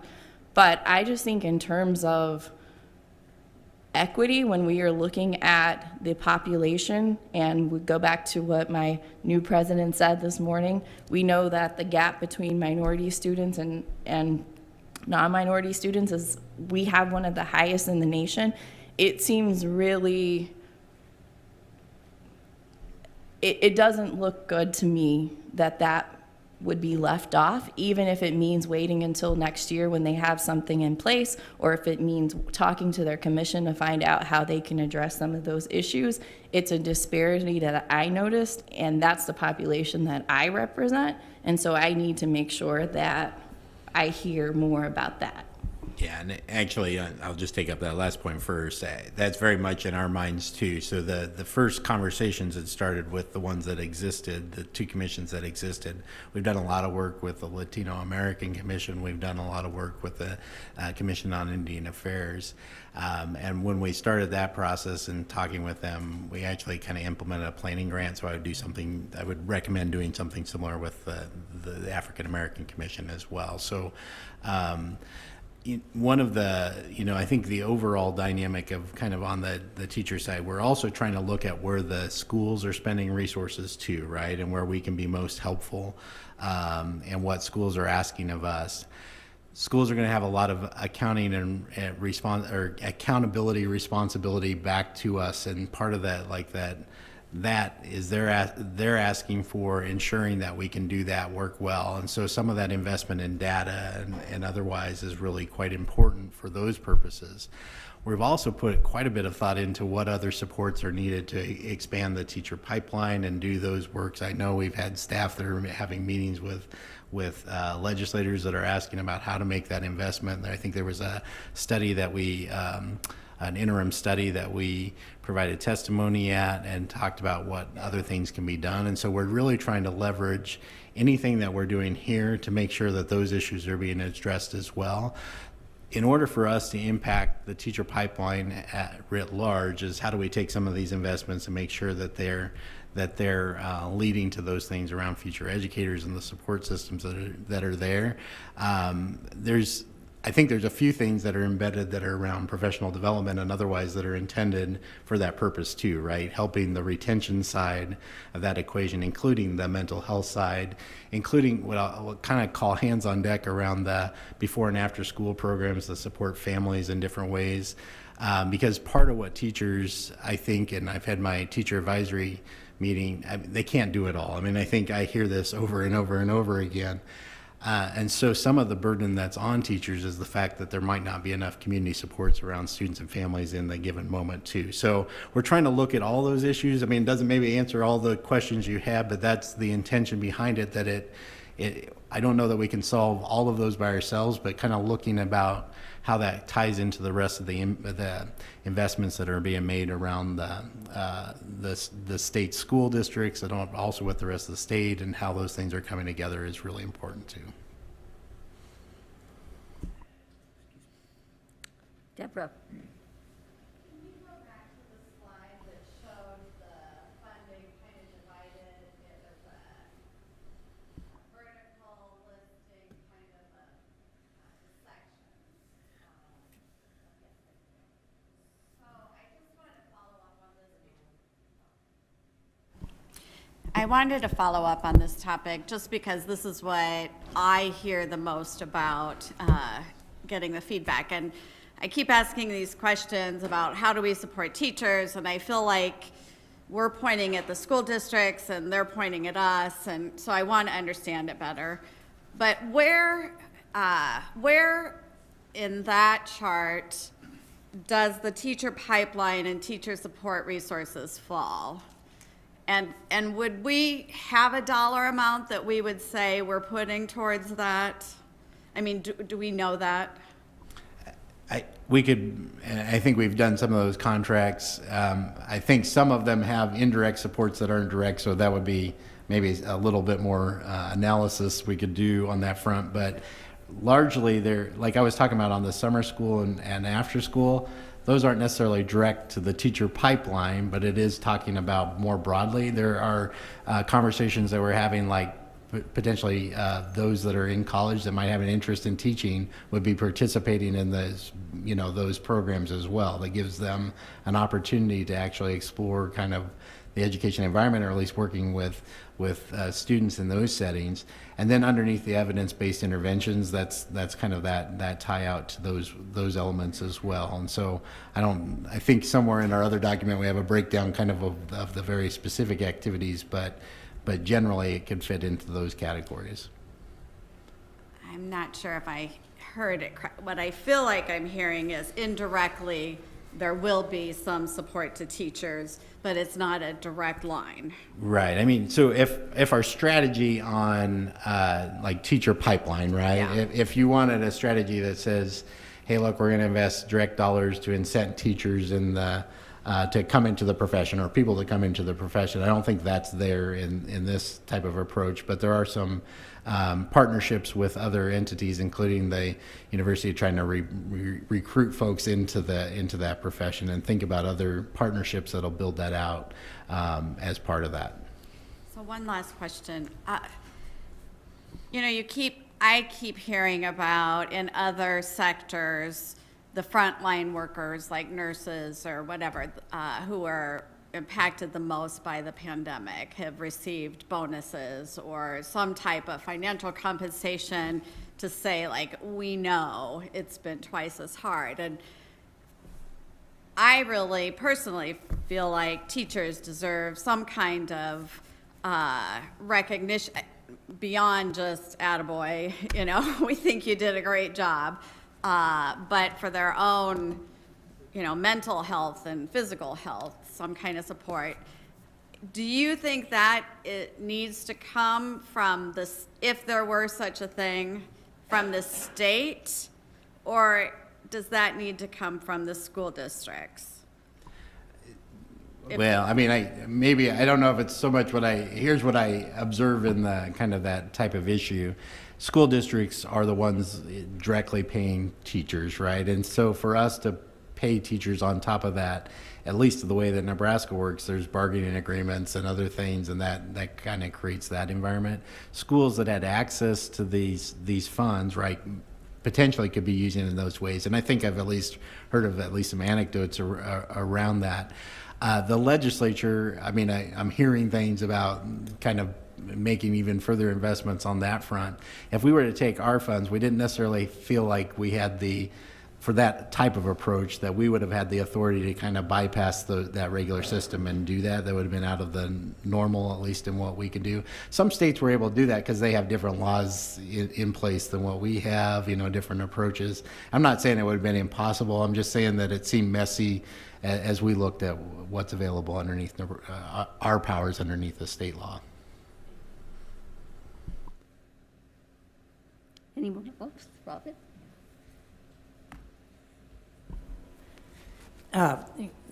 Earlier, we had a chorus about local control. And so when you ask this question about who should make that decision as to bonuses and that sort of thing, that's where, in my opinion, that's where it has to come from, locally. Just a couple other things. I just want to remind us that we don't maybe need to recreate the wheel if we keep paying attention to the teacher shortage summit, in which our stakeholders, administrators across the state, big schools, little schools, in between schools, east schools, north schools, south and west, these people are working right now to try to increase that number of people in the pipeline. We all were part of that discussion. Where we really weren't part of the discussion, we were there to listen. And many of the people who are sitting on our perimeters, and of course we got these two good-looking guys right here in the middle, I think they were there as well. But let's keep our eye on that, because that was a really important thing. We got to visit with the University of Nebraska, University of Nebraska at Kearney, and Creighton University, and all of the stakeholders that we all talk about, making sure we listen to the stakeholders. So let's keep that in mind too. And then, I don't know, do you have something you're going to have these two guys talk about, or do I have to ask them a question? Well, you can ask me and I'll ask them. How about? I'll ask you. Then I'll impress you with my knowledge or lack thereof. So. I'm just wanting to make sure.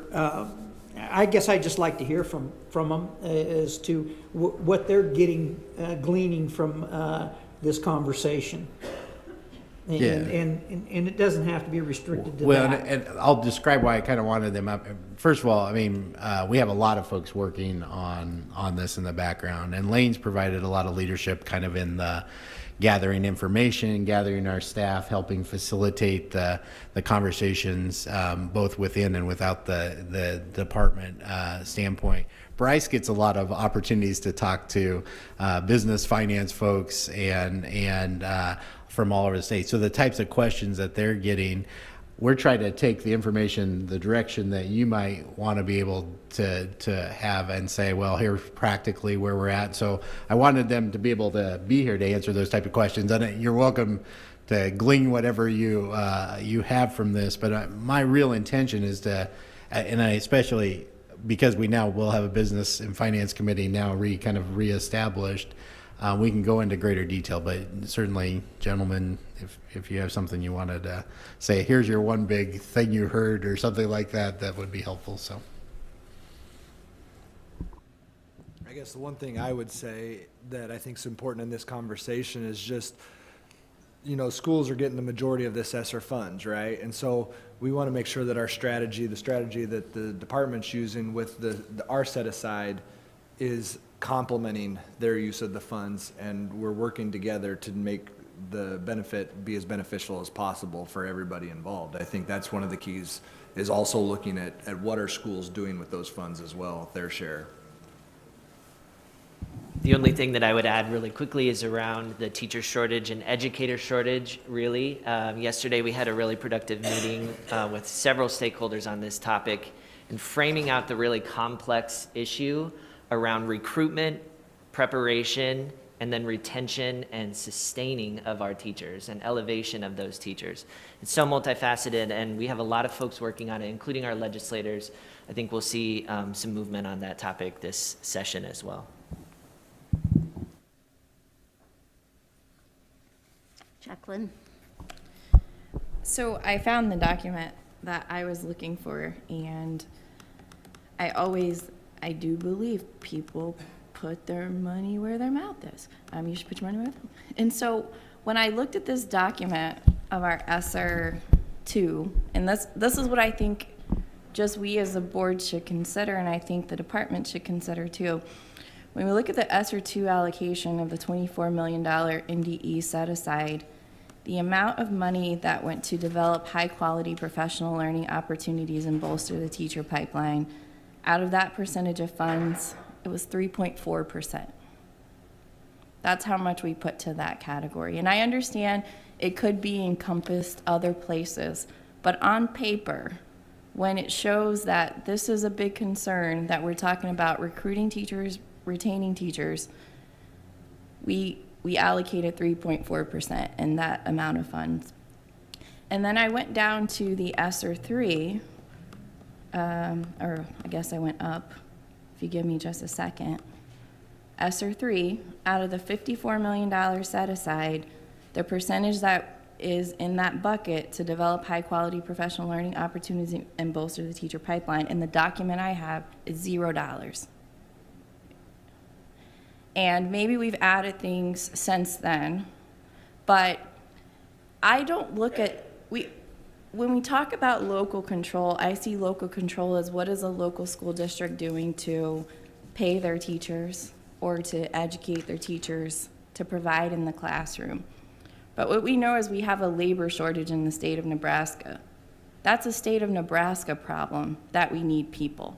So to me, that's a Department of Education problem, a state of Nebraska. We need to be looking at that as a state of how do we recruit teachers to our state.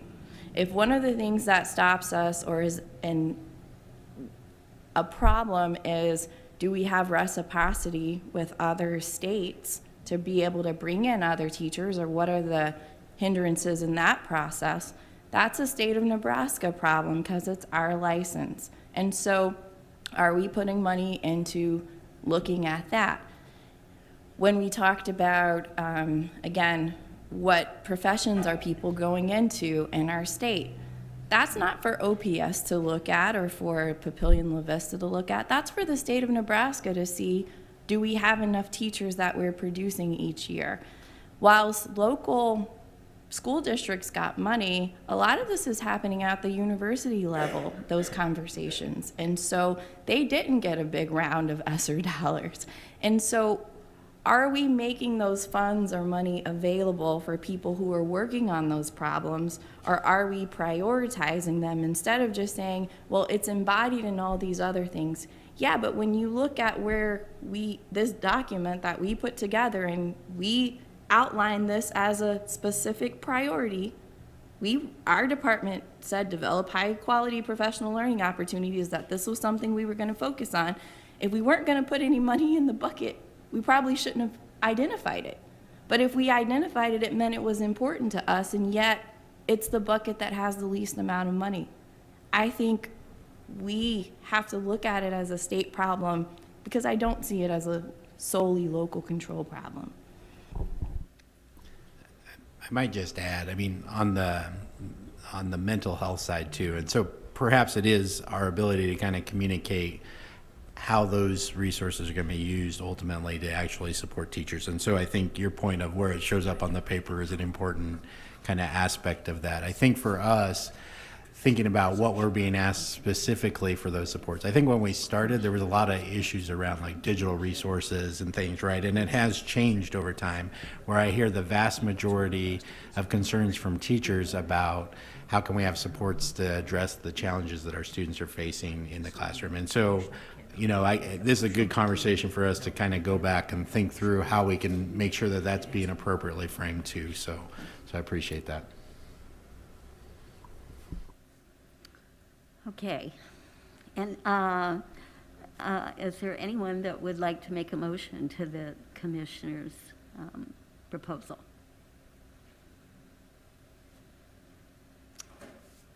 Okay. All right. We'll move on then. And without a motion, it will go back to the committee, and that'll be the intention. So I just want to state that would be the intention. So. Okay, agenda item 7.6. I'm just going to thank those two gentlemen for sitting up there for that. So thank you guys. Thank you, Lynn. Lovely. We're growing on you. Okay. All right, item 7.6, authorize the commissioner to, do you want to read this, Commissioner, or do you, because Jen isn't here, right? I think Jen's here, so Okay. you just read the motion, or someone can make the motion. Okay, should we read the proposal first, though? I think Jan's here. Is she? Okay. Yeah. Okay. All right. Is there a motion on 7.6? I can make that motion. Who's saying that? I move to authorize the commissioner to contract with Fax Education Solutions LLC for services and support for the governor's emergency education relief fund to supplement non-public schools not fully supported by the emergency assistance for non-public schools program or the Paycheck Protection Program for the period of January 8, 2021 through December 30th, 2023. Is there a second to this motion? Second. Second, Lisa Fricke. Okay. The motion was made by Kirk Penner and seconded by Lisa Fricke. Is there any discussion on the motion? Lisa? I know these are GEARS funds from the governor. My question is, when we, as a state board, NDE, when the schools, non-public or public schools make a plan and they say what they're going to spend the money on, we have an accountability on the back end, and if they haven't spent it correctly, then they have to cover that cost themselves. Has the governor determined any accountability for these funds? Yeah, so, I mean, part of the mechanics of this, right, is that underneath the gear funds is also the Ian funds, and we've had 2 rounds of that so far, still working on the second round. We contracted with Fax to be kind of the accountability administrator for that program. And so really what this is doing is saying there were a set of schools that weren't getting support underneath that. They're going to use GEARS funds underneath that same process, which actually provides the same accountability required that again, this Fax organization does on behalf of that program. Because those non-public schools need that support as well, Right. from what they've been going through as well. Yes. Thank you.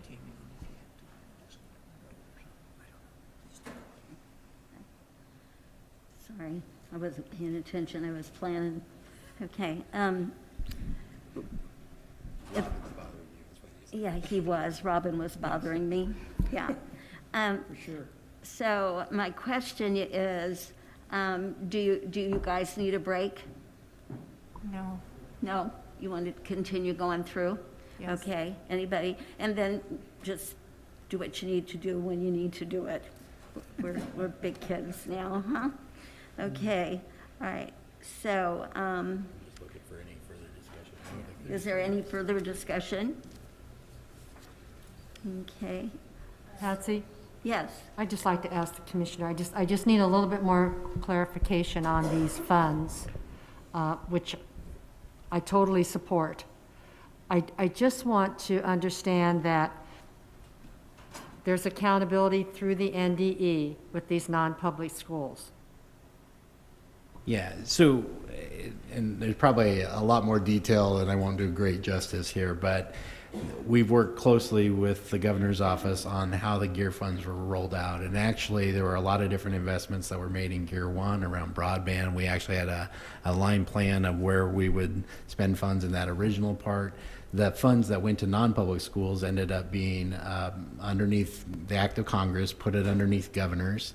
And then the SEA could be contracted, consulted with, I don't remember what language they used, to help provide that guidance. And so we've had that agreement with the governor's office to do this. So this is very consistent with how that approach has worked. Jen, by the way, I think Jen had to leave probably for Jen has done a remarkable amount of work bouncing back. Is she? I'm not seeing her. Oh, Oh, She's hiding back there, so, but Jen, I don't think, I mean, unless there's a question somebody has for Jen, she's done a great job. I just want to give her that recognition. Thank you for that clarification. Patsy, can I Yes. ask the commissioner a question? I think I know what this is about, and maybe if I'm right, then it might clear some things up, and if I'm wrong, it'll muddy it all. I think we actually approved a lot of these funds earlier last year, but there were a couple of schools, I believe the non-public schools had to choose whether or not they were going to take the EANS funding or PPP. And several of them chose to take the PPP because at the time, getting through payroll was what was important. And then subsequently, there were some funds that were left over that could be used to support the education in their schools. So I believe this is about, if I understand correctly, was just us authorizing that some of those funds could be used to go to those schools to support education stuff, despite them having received the PPP funds. And so this just supplements something that we've already done. We're just extending it to additional schools who didn't get support. Is that right? Yeah, very, very, very correct. Okay, is there a motion on item 7.6? Oh, we've already had it. I'm doing it again, you did it again. Okay. In a second, okay. Andrea, will you please call the roll? Stevens, Yes. Neary, Yes. Morrison, Kojons, Yes. Penner, Yes. Goebbels, Yes. Nichols, Yes. Fricky, Yes. 8 yes. Okay, the motion passed. Agenda item 7.7. Is there a motion on item 7.7? Amy Roan? Madam President? Yeah, just motion first. Make the motion first. I was just checking to see if she's there. Is there a motion on that? Madam President? Yes? Yes, there is a motion. Okay, all right. I move to authorize the commissioner to contract with Tamara Mayasato, doing business as Ha Hana Consulting LLC. Is there a second? Okay, the motion was made by Patty Goebbels and seconded by Lisa Fricky. Is there any discussion on this motion?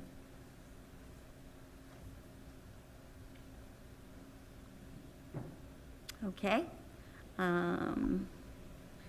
Andrea, will you call the roll? Goebbels, Yes? Neary, Yes. Kojons, Yes. Nichols, Yes. Fricky, Yes. Stevens. Yes. Penner, Yes. Morrison. 8 yes.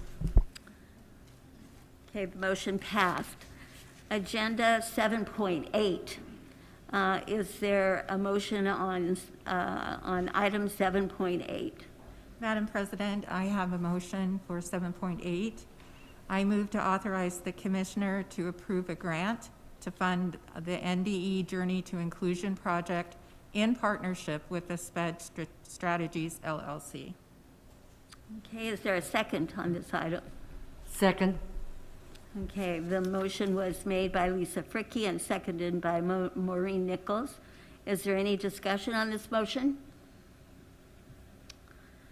Andrea, please call the roll. Penner, Yes. Nichols, Yes. Fricky, Yes. Neary, Yes. Goebbels, Yes. Morrison. Stevens, Yes. Kojons, Yes. 8 yes. The motion passed. Agenda 7.9. We will now discuss board committee membership. Could we take up item 5.3.c? Oh, we have to go back? Okay. That's the item that was pulled from consent agenda. Oh, Sorry, yes. I meant to- Yeah, me too. Not that I'm sorry that you missed it. I'm sorry that I missed it, okay? Okay. 5.3, contract approvals. So I have no direction on this whatsoever in here. It's agenda I have a item motion 5. on that. Okay, go ahead. Maureen. I authorize 5.3C, I authorize the Commissioner to continue to contract with Student 1 to implement NDE Central Data Repository Phase 2 ETL development and to maintain Level 4 technical support related to integration of Ed5 technologies pursuant to .2019 federal SLDS grant terms. Okay, do I have a second on that? I'll second. Okay, thank you. All right, the motion was made by Maureen Nichols and seconded by Patty Kubles. Is there any discussion?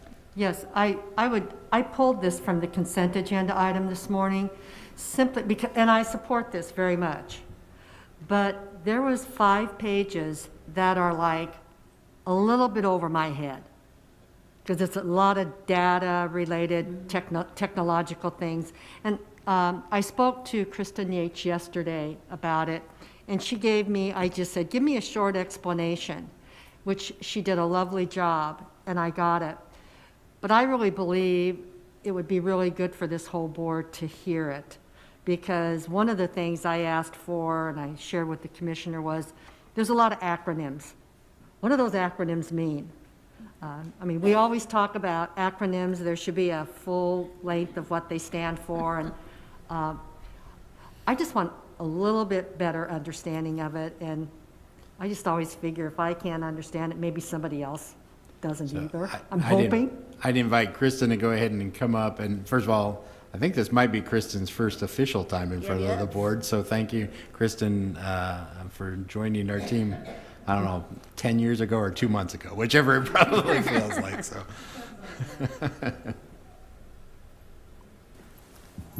Okay, so, yes, you're right, a lot of acronyms. And at the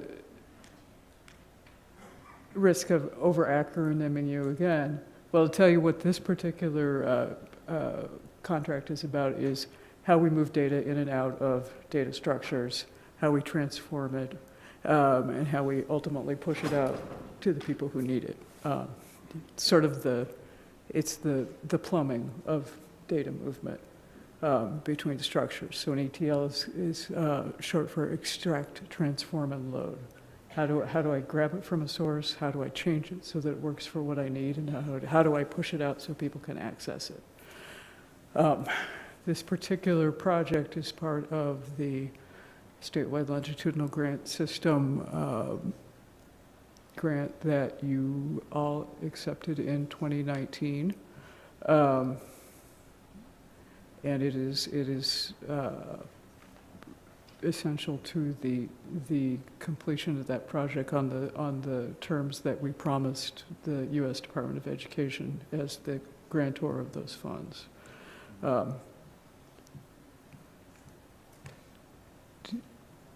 Is there more specific? So I'm a statistician and an IT nerd and a lawyer by trade.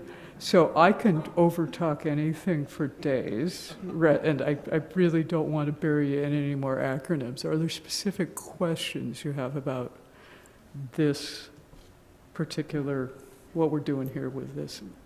So the money from all of this is coming from the federal government? It is, yes. Okay. And we've made assurances to them about how we will spend it with a lot of specificity.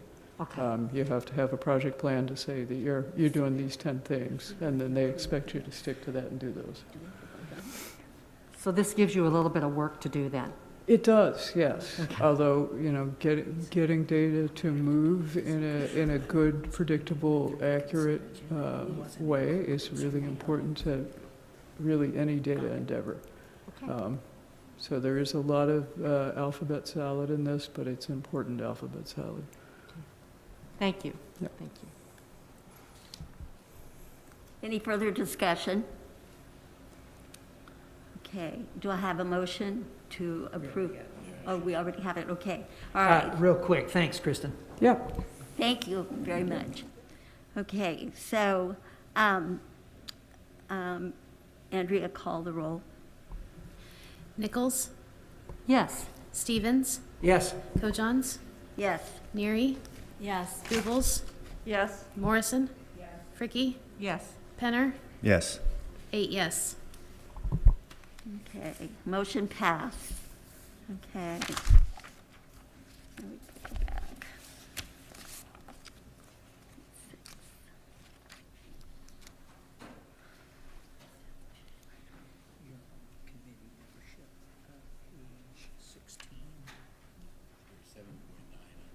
Yeah, yeah, yep. Okay. Right, at the bottom. Okay, agenda item 7.9, we will now discuss board committee membership. Board members, you will be provided with forms to indicate your committee preferences for the year. Some of you already have turned them in. Thank you for that. I would like them turned in before you leave today, so that that process can begin. Please submit your completed forms to me up here so that they don't get lost or misplaced. I will be making committee appointments within the next day or so that you know that. All right. Agenda item 8. Information items. These are information items and reports. So you've taken a look at them. Agenda items 8.1 through 8.4. The next items are information items only and written reports for the board and for our information only. Okay, for the good of the order, Maureen started this as our past prestigious president, and so we try to end with something really positive and inspirational. And the first thing I'd like to say is, boy, we really had a meeting full of lots of discussion and really looking at things analytically, and I hope to see more meetings like this. So good work, board. And I want to say that I'm sure I muddled through some of my first meeting, but it wasn't for lack of care. It's the first time, and I take a while to learn things. So thank you for being patient with me, and thank you for your help. Thank you for your help. The people beside me did a good job of telling me what to do. Of course, Robin's always good at telling you what to do. So anyway, I look forward to keep working hard on these things that we're doing for students, teachers, and our citizens across the state. So with that, thank you to those who attended today in person and who tuned in on the broadcast. The next meeting of the State Board of Education, the next meetings at the State Board of Education are scheduled for February 3rd and 4th, 2022 in Lincoln, Nebraska. The January 7th, 2022 State Board meeting is adjourned.